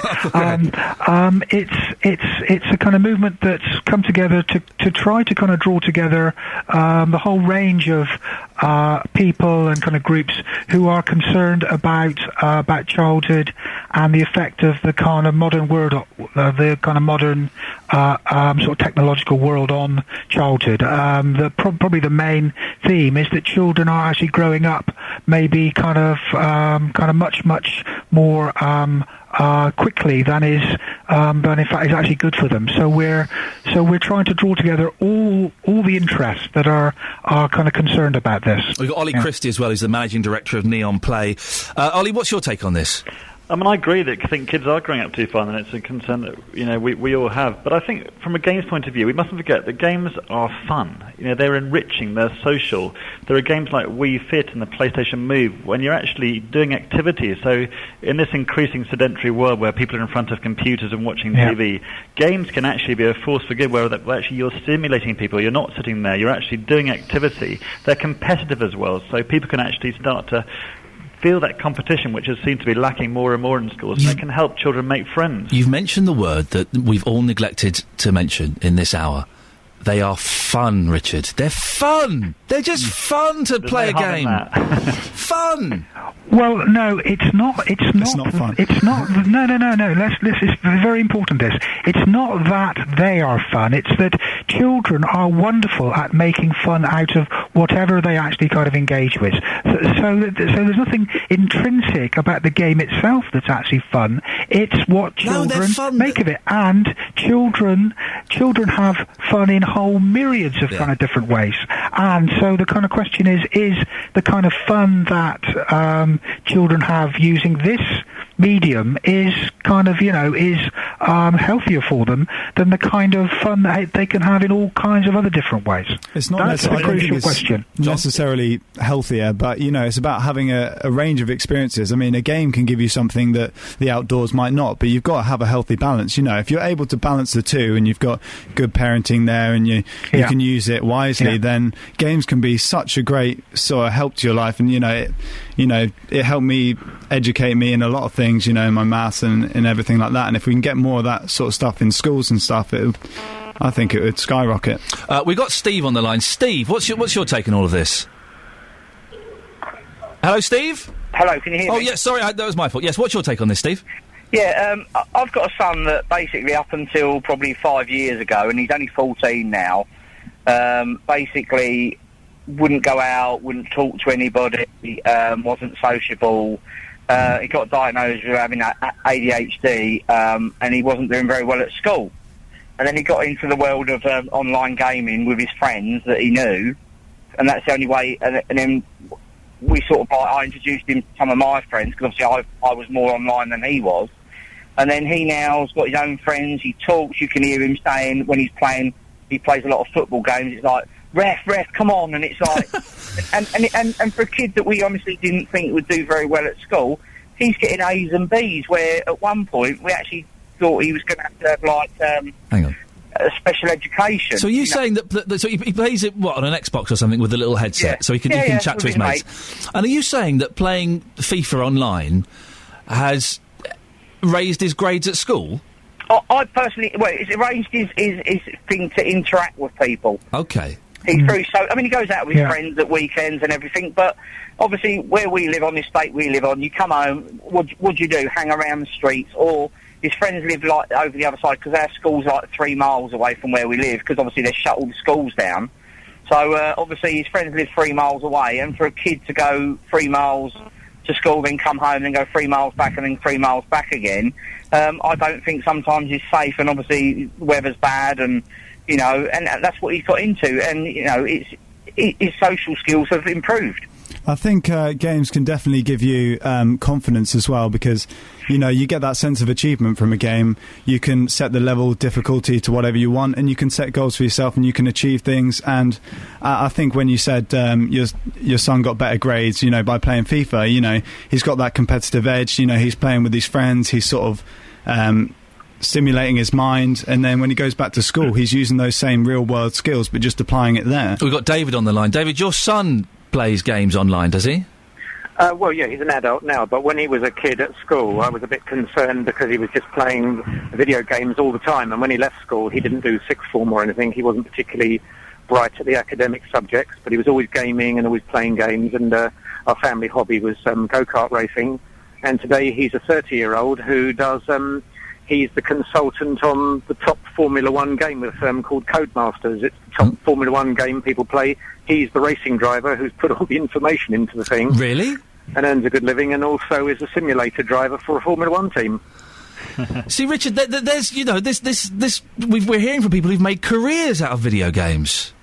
Well, this, what we've just heard just kind of makes, just reinforces what I was saying earlier, that there are going to be some situations with some particular families and children where in fact games might well help them, but the problem is that we can't kind of generalise about that, and I've been sort of careful not to do that, and I think, as I said earlier, what we need is to have a really discerning like a really discerning conversation about all this, such that we can begin to know when it is going to be helpful for children, or for particular children, and when it's not going to be. My strong hunch is it's going to be harmful for more children than it's going to be going to be helpful. Richard, we're running out of time. I'm going to pick you up there slightly. That you are now generalising after saying you won't. In what sense? Well, that you're saying that you think it is more harmful than not. That would be a generalisation, and ignoring the case studies. I'm sort of taking a view based based on all the kind of research that I've looked at and all the experience that I've had, and that's sort of basically what I can do. But what I'm not saying is that it's not helpful to say that all computer games are actually all they're just kind of all bad. That's not very helpful. And I think that, in fact, the people that have actually phoned in on your show have made some very, very good kind of points about that. Listen. I think it's a modern world, and I think we need to accept that there is change, but we need to embrace it and just be responsible. And one thing I'd finally say is that Tiger, TIGA.org, have got a consumer advice thing there, so if anyone wants to get advice about games and parental controls, it's all on there. I'll give you a sentence, Ollie. What is Tiger? Tiger is the trade body representing the UK's games industry, really, trying to help our members grow the UK games industry. Ollie, thank you very much. That's Ollie Christie, who's CEO of Neon Play, responsible for the games Flip Football. You try saying that. Flip Football. And Paper Glider. We had Dr. Richard House, who's a psychologist at the University of Roehampton. And also we had John from Aylesbury. It was John, wasn't it? It was John, yeah. Well done. It'd be a bit late now if you didn't get my name right. That aspirin's just starting to kick in. It'd be very, very rude. John from Aylesbury, who is a gamer. Thank you very much for coming in. Coming up, after 11 o'clock, we'll be talking about your consumer issues. But first, it's Jason Mraz. This is Iain Lee filling in for Jonathan Vernon Smith. The Consumer Hour is coming up next, but let's get the latest on the roads. Coming up in the next hour, we'll be finding out about Rebecca and her mobile, and Terry and his scratch cards. If you've got a consumer issue, you can give us a call now, 08459 455 555. Good morning, it's the JVS show, and between now and 12, I'll be looking at your consumer problems. If you've got an issue that you'd like us to look at, get in touch with the team. Today there'll be an update for Rebecca. Rebecca wanted to upgrade her mobile phone, and she told us that she spoke to her provider before purchasing a new handset. They said you can either go into a store, as long as you call us whilst you're in a store, we can upgrade it that way. Alternatively, we can post it. I was going shopping anyway, so went into a store, called whilst in the store to upgrade, as I'd said. 2 days later, hated the phone. Rebecca told us that she was under the impression that she was able to exchange the phone within 7 days if she was dissatisfied with the product. However, the provider is saying that this was only an option if the handset was bought over the phone. I'll also be talking to Terry. Terry was on holiday in Gran Canaria with his partner Michelle when they were approached by two men who said they were from the tourist board. In the end, they gave us some scratch card. One of us won a white star, which won a T-shirt, and one of us was a gold star. They were so excited, they immediately told us the star was unheard of, and we had won a really good prize. Well, then they were whisked off to a hotel and spent 3 hours in the sun with a bottle of wine whilst the company delivered a presentation about a scheme which sounded so good that Terry signed up for it at a cost of €7,000. We'll find out what the latest is on both those stories and more. And if you've got a consumer problem that you want us to look at, 08459 455 555. The JVS Show. Fighting for your rights and tackling your consumer problems. The JVS Show. BBC Three Counties Radio. This is the Consumer Hour on the JVS show. I'm Iain Lee, filling in for Jonathan. He's back on Monday. 2 more days than me. You can stand that. I think you can. 08459 455 555. If you've got a consumer problem, we might be able to help. This is Iain Lee, filling in for JVS. And this is the Consumer Hour. I love this bit. I love this bit of the show. I love the whole show. This is my favourite bit. Although when I took the job, I wasn't told I would actually have to phone up companies. I just assumed that, you know, like the team would do it. But I've actually I've been sitting around making phone calls to companies, and it's quite an eye-opener, let me tell you that. If you've got a consumer issue, 08459 455 555. We've got Don. Hello, Don. Good morning. Good morning. Don, you've got a new problem for us. Tell me the problem without mentioning any brand names or the company names or anything like that, please. Yeah. Okay. Last May, I bought a hosting package with emails and everything like that from a company. Yep. Transferred my domain over to them, and basically everything went fine and everything like that. This May, I had a email saying that it's due for renewal, and they wanted £64.66, which I thought was a little bit steep. So I had a look around for another company, found another company to host it all, and they said that I needed to contact my current provider and get all the IPS tags changed. So I didn't know how to do that, so I phoned up their support desk and said, I want to transfer everything I have with you over to another company. And they told me how to do everything on the website, and so I assumed everything had been done. As I said, I wanted everything transferred over. About a month later, I had an email saying that they'd been unable to take the payment. Who had been unable to take the payment? The original company. The original company, okay. The original company. So I phoned them up, and they said, well, we haven't got a note of that you wanted to cancel the account. So I said, well, I asked for everything to be changed over. They said, oh, it's best to open up a support ticket. So I opened up a support ticket. I never actually got an email response from that, although, however, they have since sent me the response that they said that they sent. Basically saying that because they can't find any request to cancel it, that I have to pay it.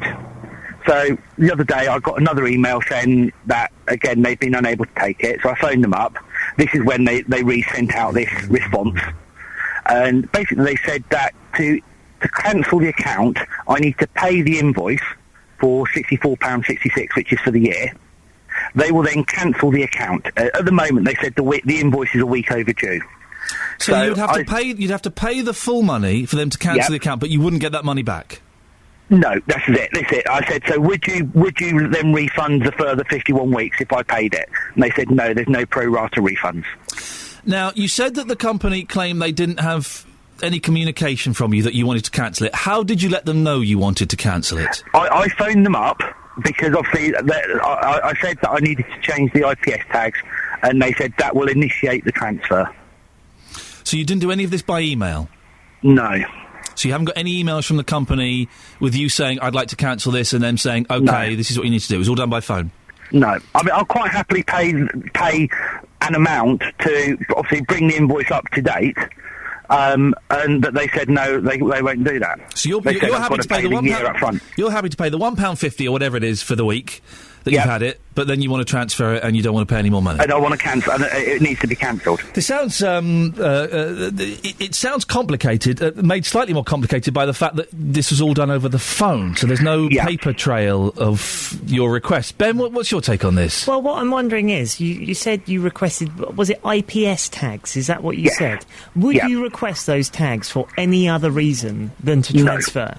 No. So the only reason you'd request that information would be to transfer that account. So that suggests that if they were giving you that information and they gave you the tags, then there would be some knowledge about it. They advised me how I could change the tags. I was on the phone to the person at the time, and they basically told me how to do it, and then it was done, and they said, that's fine, that will initiate the transfer. Have they acknowledged they have a record of that phone conversation taking place with the giving you the tags? No. I can read, if you give me 2 seconds while I just bring it up, I can read you the response that they have sent. This is a response to you requesting to cancel it? Yes. Right, what they have said is that their original response, which they said was sent on the 23rd of June, is, I've had a look through the support tickets and history of your account and can see no record of your intent to close the package prior to this renewal date. So if what you're saying is true, Don, then basically, there are two sides to this, so I'm not even assuming that anyone is right or wrong. But it would appear that if what you're saying is true, the person you spoke to on the phone has failed to type this into a computer and hit send or something, so it's not been logged. Yeah.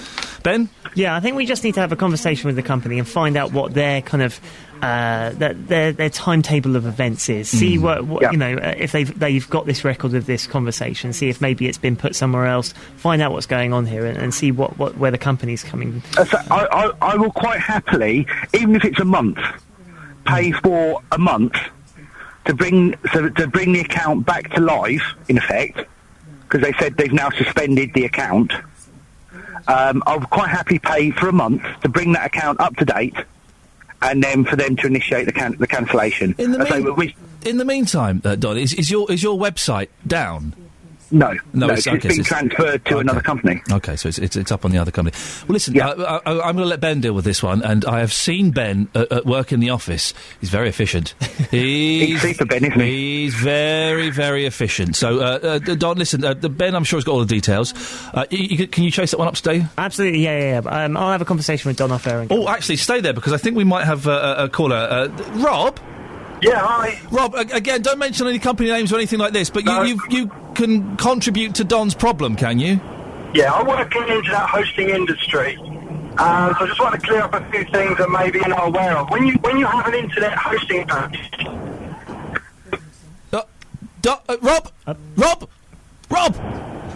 Rob, are you there? Rob has been silenced by the internet hosting industry. They don't want him to contribute. Don, keep listening, because if we can get Rob back later on in the show, we'll see what he has to say. But otherwise, yes, keep listening. We'll try and get Rob back. But otherwise, Ben, I'll leave that with you, and we'll see how we get on with that. This is Iain Lee. I'm getting email updates for other stories as well throughout the show. It's exciting. Oh, I can see why Jonathan enjoys this. It is exciting. I will do those later on. Calm down. Now, Rebecca wanted to upgrade her mobile phone. She told us that she spoke to her provider before purchasing a new handset. They said you can either go into a store, as long as you call us whilst you're in a store, we can upgrade it that way. Alternatively, we can post it. I was just going shopping anyway, so went into a store, called whilst in the store to upgrade, as I'd said. 2 days later, hated the phone. Called their customer service team. They said, sorry, you upgraded in the store, so you don't have 7 days grace. No, so they'd said that if you'd done it on the phone and they delivered it to you, you would have had 7 days grace. Who's that? Yes, but they didn't say that to me at any point before I actually upgraded. Who was that weird man talking in the studio with her? Who was that common thug? When did you dub that stupid voice in? Rebecca's on the line now. Good morning, Rebecca. Good morning. Yes, why didn't no one tell me I sounded like an idiot? Ben, you've been dealing with this one, haven't you? Yes, absolutely. We've been dealing with the mobile phone company, who are T-Mobile, and they've got a statement for us. They've said, we understand that in this case, the customer has upgraded to a phone that she later wanted to return. Unfortunately, as the phone had been used, we were unable to accept this return. But due to exceptional circumstances, we have arranged for the customer to return the phone and choose an alternative as a gesture of goodwill. Rebecca, are you happy about that? I'm fantastically happy. However, that wasn't mentioned to me when they called me on 2 days ago. Oh, right, so they've communicated with you. Have they sent anything out for you to return that? No, they will be. I think that's as far as we've got so far. Is we'll send you some packaging, and then obviously you can return the That's fine. But Ben, there are stipulations with this, aren't there? You were telling me. Yes. Essentially, what happens is we go back to the same process that you were at initially. This is going to be another upgrade, and the way you choose to upgrade is entirely up to you. You can do that over the phone, or you can do it in the store. Now, the issue with this was that it's all down to distance selling regulations. Now, distance selling regulations only apply to distance selling, so something over the phone, over the internet, something where you do not see the product or hold it in your hands when you are buying it. So you have a period of time where you can have a look at it. If it's not fit for your purpose, if you don't like it, you have 7 days to return it, and that's fine. If you buy something in a shop, however, you do not have those same rights, and that's what was happening with this case here. So when you go back to upgrade your phone, you can either do it over the phone, where distance selling regulations will apply, or you can do it in the store. If you do it in the store, then you do not have this opportunity to return it if you don't like it. So basically, the company in this instance were not obliged to do this. No. But they are doing it, and they're being very generous in doing it. But don't, if you choose a phone in the store, Rebecca, make sure it's one you like, because you probably won't get this opportunity again. No. Okay. I mean, obviously, my query was always the fact that I wasn't actually informed that was the case. However, hindsight's a great thing. So yes, I think distance selling from now on seems the way forward. Okay, absolutely. Have we? Hang on a minute. Have we got a happy customer Well, here? I think we've got a horn here. They've given me control of the horn. We found it in a box yesterday.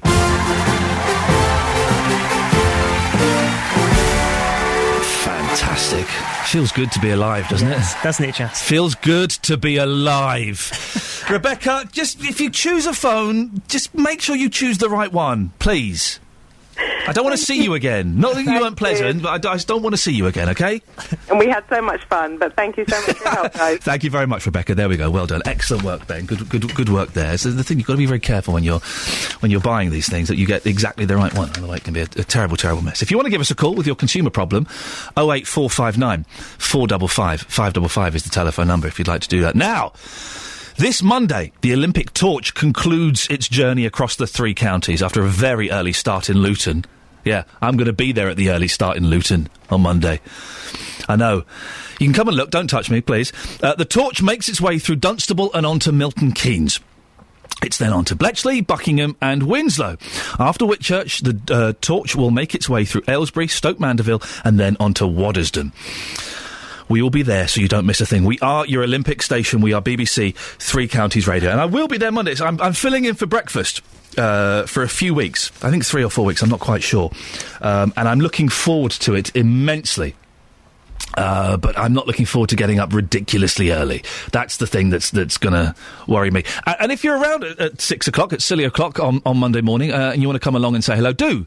It'll be nice to meet the people who are listening to this, although I'm not completely unaware. As I say, you can come and say hello. Please don't touch me.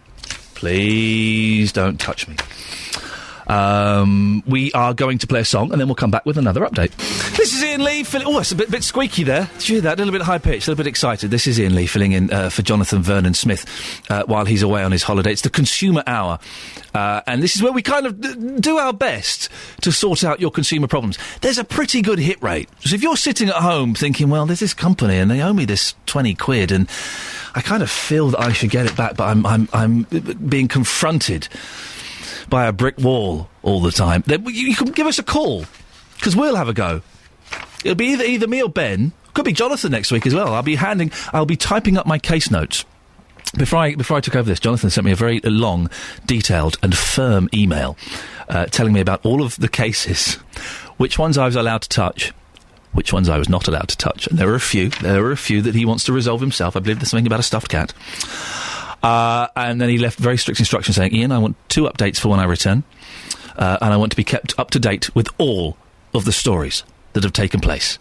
So I've got to type a little essay for him tomorrow to send on and tell him what's happened. One of the stories that I will be telling him about was Maureen, who told us that she'd ordered some electronic cigarettes to help her cut down on her smoking. When I ordered them and they came, I found that they charged me for them because unfortunately I gave them my card details, which I wish I hadn't now. Yeah, but you'd ordered them, so why wouldn't they charge you for them?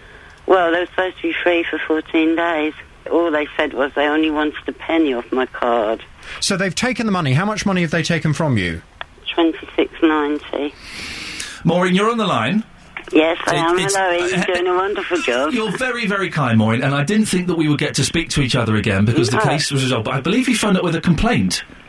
You want the horn? Not a complaint, no. I couldn't possibly complain about such a wonderful team. I just wondered if you had a few minutes to play me the second half of the horn. I couldn't complain about you lovely people. I think you're wonderful. We're all coming round to yours after the show for tea and cakes, is that okay? Right. Okay, well, listen, I'm not going to play half of the horn for you, I'm afraid, Maureen. I'm going to play the whole horn for you. Because play the whole horn. There we go. Oh, that's That's wonderful, Ian. Does it feel now that you've got closure on the whole sorry mess? I do, on the whole sorry mess, which I wouldn't have been able to sort out without your wonderful help. Well, it was Jonathan, I think, who was the main thrust of it, and he'll be back next week, so maybe you can think of some more problems to bother him with. Could keep you going. Have you given up smoking yet, Maureen? I haven't. When are you going to do it? Come on, it's doing you no good. It isn't, and it cost me a lot of money as well. It cost a fortune. Yeah. Think of all the electronic cigarettes you could buy if you didn't smoke. No, hang on, that logic doesn't work. I never ever want to touch one of them companies again. Maureen, I'm glad that we could help you, and I'm glad that you got the horn. And thank you so much for the extra help. You're absolutely welcome. There we go, that's Maureen. And you see, with things like that can be solved. And it might seem like a small thing to you, and it was only a few quid. But a few quid, it's a lot of money to some people. And also, I think also with these kind of things, it's the principle of the thing, isn't it? If there's a company that's got your 15 quid or your 25 quid, you think, yeah, but I want that back. And sometimes I've had to bite the bullet and take the dive, and I've gone, do you know what? It's not worth the stress that this is going to induce in me chasing this. But you there's that little knot thinking, I've been ripped off here. That's my money. And we can kind of help with those things. 08459 455 555 is the telephone number. Or if you've got a problem that perhaps you think might take a little bit more detail to explain, you can send an email. If you just write down as many of the facts that you've got, the company, the address, the time that it happened and what exactly the problem is, you can email those to jvsshow@bbc.co.uk. That money is better off in your pocket than theirs. Oh, it's better off in your pocket than theirs. Coming up after the news, we are going to hear from Caroline McCallum, who had a problem with her gastric band. It lasted about 11 months, and then all of a sudden it was like it had just been taken off. So I went back to the place. How did you know it had been taken off? Because I could eat. We'll find out what the latest is on that after the news. On FM, AM and online at bbc.co.uk/3 counties. BBC Three Counties Radio.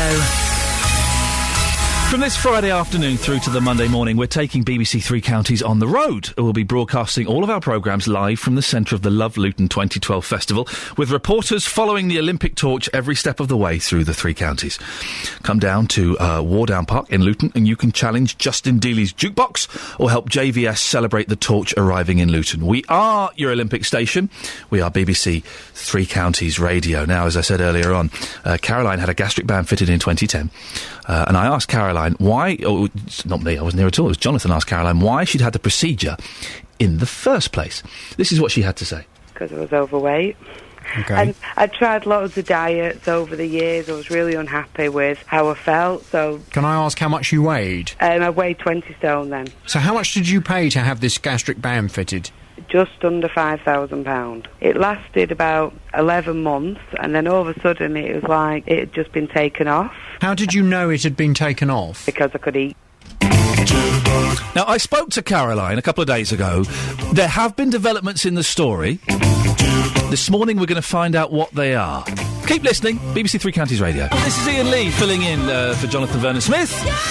Joined by Nick Long. That's my new name. I'm such an idiot. I'm so... The way this system works, dear listener, is I have a computer in front of me and it kind of gives me a heads up as to what little trails and beds I'm going to fire off. And Nick Coffer's trail, there's Nick Short and there's Nick Long. There's a long trail and there's a short one. And because I wasn't concentrating and because I'm an idiot, let's be honest about it. Busy, thank you very much. I just read what was on the screen and I said, Nick Long. Let's find out what Nick Long's doing. Do you know what I think would be a really good idea? Alex here, who makes these trails to which you refer, it would be quite funny just for next week when you start on breakfast. Yes. If she named some of the trails with, shall we say, interesting names. Don't tempt fate. Please don't. She's listening now, and if I was her, I would be. I mean, obviously keeping it clean. So next week, I'm not only doing a new show, I'm also getting up at silly o'clock in the morning, so my head's going to be all over the place. Yep. If you want to listen to a man possibly breaking down on air, breakfast next week. Nick Coffer. Yes. What's on your show today from 12? We've got Adam Lancaster coming in. He knows his books. coming in, believe it or not, into the summer holiday. He's going to be talking about what you should be reading on the beach. We're reviewing 4, maybe even 5 books. No bonkbusters today. These are all proper reading stuff. Are you a fan of those Kindle type things, or you're a book? I am a book yeah, person. I love gadgets and bits and pieces. I can't get my head around reading it off a little computer screen. Although there's something brilliant about whether it's Kindle or whatever sort of device you've got, that you can buy something online at any of the various stores and you've got it literally 4 seconds later. Yep. And I can see the appeal in that. And I actually did it recently. I've been getting into photography and I needed some information. And there's one book that everyone said you absolutely have to get. And I had it and I read it that evening. But on holiday, do I want bits of paper? Yeah, probably. I want bits of paper. I want sand in the book to remind me. And books smell wonderful. Get a book and put your face in it and sniff it. Do you remember on The Apprentice when they had the stand-up book stand that they based their entire week on a flimsy metal frame that you plonked a book into? I'm being told from my producers, and I use it term very, very loosely, that books from the library stink. But they smell of they've got history to them. And history, of course they do. I mean, I should know because I have several at home that are 26 years old and should have been returned to Bushy Library when I was a teenager. What else have you got on we've got Adam Lancaster. We've got we're looking at road victims. We're talking to the Road Victim Trust, which should be very interesting, very personal to me because I lost my best friend in a car crash some years ago. And this should be rather lovely. Ben Westlake is from Stony Stratford, and Christian, I'm going to get this wrong, Gremadesa, he's from Heath and Reach. Ben was in the Young Musician of the Year 4 weeks ago on BBC4. Christian was in it 2 years ago. Christian's a violinist. Ben is a clarinetist. They're playing in Milton Keynes this Sunday in a major concert, and they're both coming in instruments in tow, so we're going to be playing some live music. Stuff. Nick Coffer. I always like a little bit of live music on the radio. Nick Coffer from 12. Nick, thank you very much. I like my new name, though. Nick Long. Nick Long will be live at 12 on BBC Three Counties Radio. Now, I've got loads of these stories to get through. Matthew. Well, let's do this one first, yes. Matthew bought a home cinema system in 2010, which allowed him to stream films from the internet. This year, there was a firmware update which has resulted in Matthew being unable to stream any more films. No, I can go and browse a film, pick whatever film I want, and everything's okay until I say play. And repeated calls to their help desk asking when's it going to be resolved, no callbacks at all with me chasing them. I still don't have access to streaming films online, unfortunately. Is there another product that could replace the system? Well, Matthew's on the line now. Good morning, Matthew. Good morning. I'm into my gadgets and my TVs and things that do bits and pieces, so this kind of fascinated me. This must have been a real disappointment when you found out you couldn't download the films. Yes, it was. Ben has been looking into this, haven't you, Ben? I have indeed, yeah. Where are we? Well, last we heard, the manufacturer of this particular player had said, yeah, OK, I think we need to offer a refund in this case. They said they were going to collect the unit, all the bits and bobs, because it's one of these home cinema systems. Oh, it's the whole system, It's got the player and all the speakers, all the gubbins there, so they put that all in a box. Have they taken that away yet, Matthew? They have, yeah. I think they picked it up on Monday. Lovely. OK, so now they've picked it up. I think they said that once it was all picked up, they've had a look at it all, they'll issue a refund. Is that right? Have you had the refund yet, or any reference about it yet, Matthew? No, nothing yet. Nothing yet. OK. Well, hopefully they're just it's on its way back. We've got to give them a bit of time for that delivery to get back to them. Obviously, you've been left without this streaming service, Matthew. Have you been able to get a new system that does something similar? What have you been doing? I've bought another device now.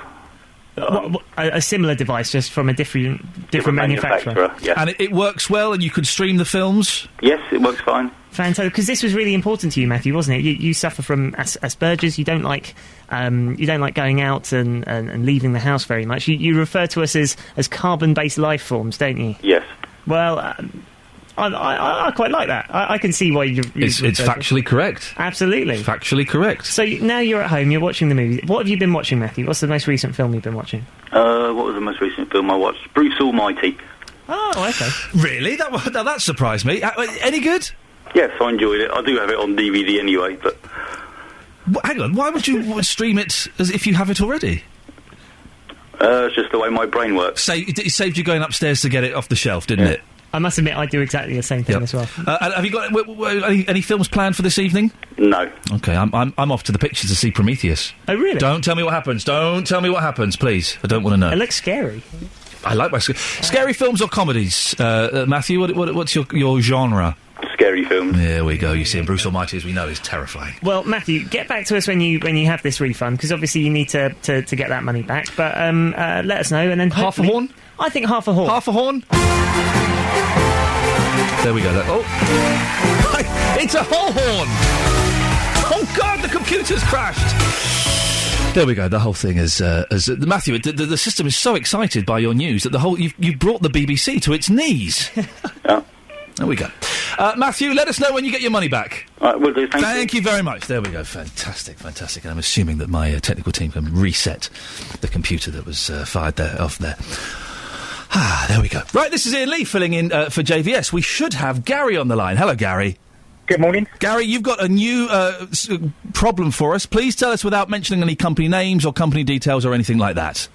Right, okay. In May last year, I purchased a 2-seater and a 3-seater leather settee. It all got delivered about 6 to 8 weeks later. Yes. After having the settee for about 3 months, I noticed the arms were starting to dip and look out of shape. Yeah. So what I've done, I called the supplier. They sent an engineer out who basically turned up and moaned about how long it took him to get to my house. And when I basically explained the problem to him and showed him, he laughed. I went, well, do you mind telling me why you're laughing? And he said, well, the shop should have told me that every night before I go to bed, I should plump all the arms on the settee. Sorry? He told me every night before I went to bed, I had to plump the arms of the settee. And I looked at him a bit miffed, and he said, didn't the shop tell you this? I said, no. Right, and he said, right, well, that's what you got to do, and that's the only thing we can do for you. So I was a bit bewildered about what he said, but I thought, right, I'll go along with what he says. Left it for a few months, and basically I left it up till now, and it's getting considerably worse to the point where you can actually feel the wooden frame of the settee in the arms. So an engineer came out and said you have to plump the arms up. That was the best advice he could offer. That's what he said, yeah. And I skipped the part there. Sorry, he said to use seats in alternative seats. Never sit in the same seat, basically continuously. That's what he told me. But that's not what you buy a sofa for, is it? Exactly. That's what I said. But then I called them again about 3 weeks ago to basically voice my concern because it's getting considerably worse. Basically, I got told by the customer service that basically they wouldn't come out to look at the same problem twice. And they deemed it as not being a manufacturing fault. That's what they told me. Well, listen, I'm shocked by this. If there are any other sofa arm plumpers out there, could you give me a call? Is this the only way you can keep your sofa in good condition? 08459 455 555. I'm shocked, and indeed I am surprised by that. So whereabouts are you now? Where are you now? What, regarding the situation? Yeah. Basically getting nowhere. I mean, the last thing I've done, I emailed the company because they refused to. You can escalate it to another level, but you can't do it on phone level. It's got to be done by email. I've emailed them and basically got a response that basically you get a reply back within 10 days. And that reply never comes, to be fair. Okay. Well, what we're going to do is we've got all the details of the company and everything like that. I'm going to give them a call a little bit later on, and this sounds very, very strange that you're being told that you have to plump up the cushions, and even then it's not having the desired effect. I will give them a call and see where we get with that, and we'll speak to you maybe a bit later on. Is that okay? That's great. Thank you very much. Gary, thank you very, very much. If you've got a consumer problem, 08459 455 555 is the telephone number to give us a call. Now, Iain bought a car last November. He purchased it from an independent dealer online. The car had undergone all the correct tests, but when he drove it away, the gearbox failed. Iain was obviously very upset by this. He tried to take the car back to the dealer, but the dealer wasn't there. In the end, I didn't get hold of him till tea time on the phone. He was very rude and abusive, and I knew I was wasting my time. So in the end, I threatened to take him to the small claims court. Small claims court come up on the 26th of March. I won my case plus costs. He had 7 days to pay me. I received nothing. Sounds like a bit of a mess. Iain, you're on the line now. I am, yeah. Hello. Ben has been dealing with this one. And, Ben, I was listening to this on Jonathan's show, and it just sounds... very strange situation, can I say? Well, yes. I must admit, Jonathan took this on initially. He was the one who put the phone call in on Friday. Right. I'm quite glad he was the one who put the phone call in. He had fun, did he? Well, he spoke to a gentleman who he wouldn't give his name initially. He says that the company involved has ceased trading, and that's why the bailiffs that were sent to the property were unable to get any money from this company. Right. Now, he wouldn't tell us his company or his name or what company he was operating under. He didn't say he said he wasn't involved with this previous company. When he asked for Jonathan's name, Jonathan tried to give him, yes, I'm Jonathan Jonathan Vernon Smith. He thought his name was Jonathan Vermin Smith. Clever. And kept repeating that, so that was interesting. So, not particularly... pleasant phone call that he had. It went on for quite a while.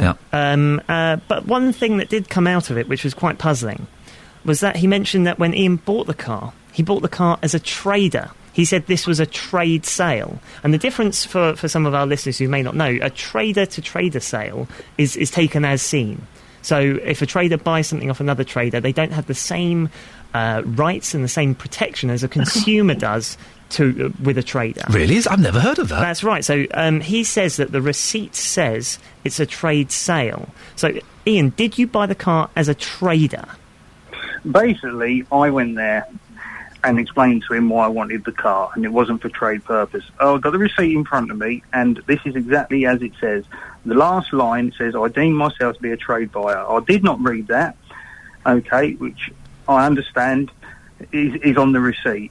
So the receipt says it's a trade sale, but you are not a trader and you weren't buying it. You didn't think you were buying it as a trade sale. Is that right? I told the gentleman that you spoke to on the phone the reasons I was buying the car I was buying, and it was not. It was for personal use only. It doesn't say on his website that you have to be a trade buyer. Having spoken to the Consumer Direct people the day after I purchased the car, it doesn't matter what is on there. On the receipt as a trade buyer, it wasn't sold for the purpose that I paid for it. So therefore, whether it says no warranty, it's not served the purpose I purchased it. So, as I knew I was having trouble with the seller, I then took him to the small claims court. Well, he had the chance to come to court to explain his situation, because I took my documents to prove I am not a trade buyer. I do another profession. I'm a builder. Okay, Iain, hang on a second. Ben, you wanted to come in? I was going to say, the other thing he mentioned here, we told this person on the end of the phone, who, I have to repeat, we don't know his name, we don't know what company he's from, so we don't know he's definitely the person involved here. However, he did seem to know a lot about this case. He said that the only reason you won, Iain, in court was because the company no longer existed. He said that you won by default. And that's the reason that you won in court. That's what he told us. No problem. Can you explain to me then why on his website this morning, under the same company, there's £76,000 worth of stock on that website under the same company name that I purchased my car?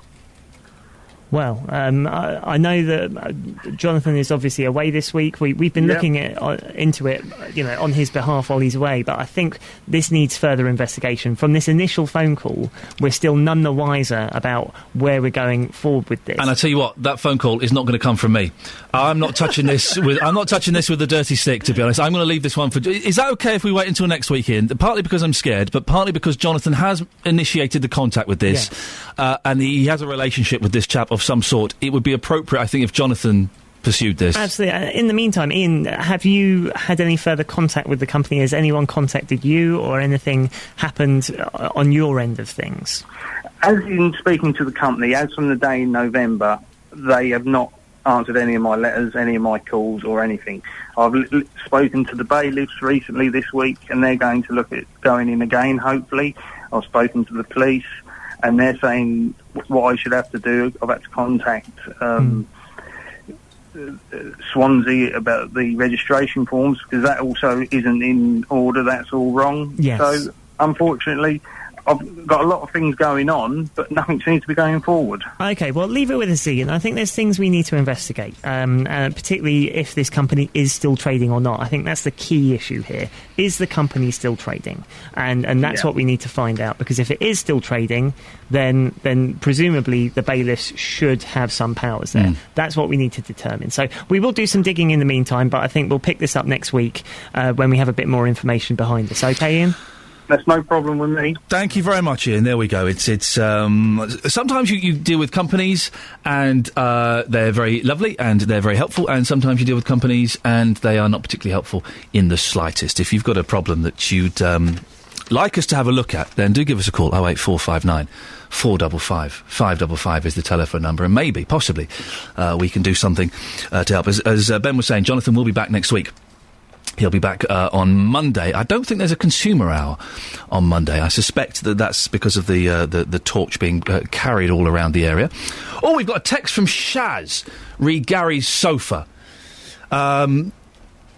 So we have a leather sofa, and we're told by the store to plump up the arms and seats at least once a week, which we do, and the sofa is fine. It does seem odd that that's what you would have to do to get the sofa to work. You have to plump it up all the time. It does seem very, very unusual to do that. I'm going to hit a button and hopefully we're going to have a trail. There we go. Nick Coffer's on after 12.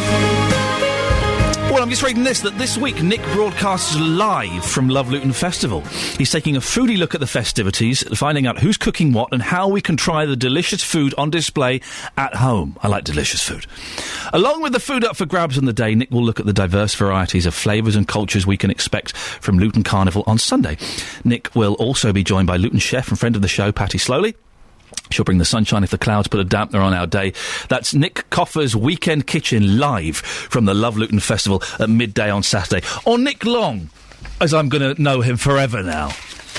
I don't know, maybe the name fits him a bit better. I don't know, maybe he could think about getting a show business name. I'll be back tomorrow at 9 o'clock filling in for JVS. My last day filling in for the JVS show before doing a few weeks on breakfast. And thank you for everyone who's called in this week and, made it doable. I couldn't do it without your phone calls. On the programme tomorrow, there is some research out that says people over 40 think the younger generation is lazier, less skilled, and shows less respect to their elders than they do.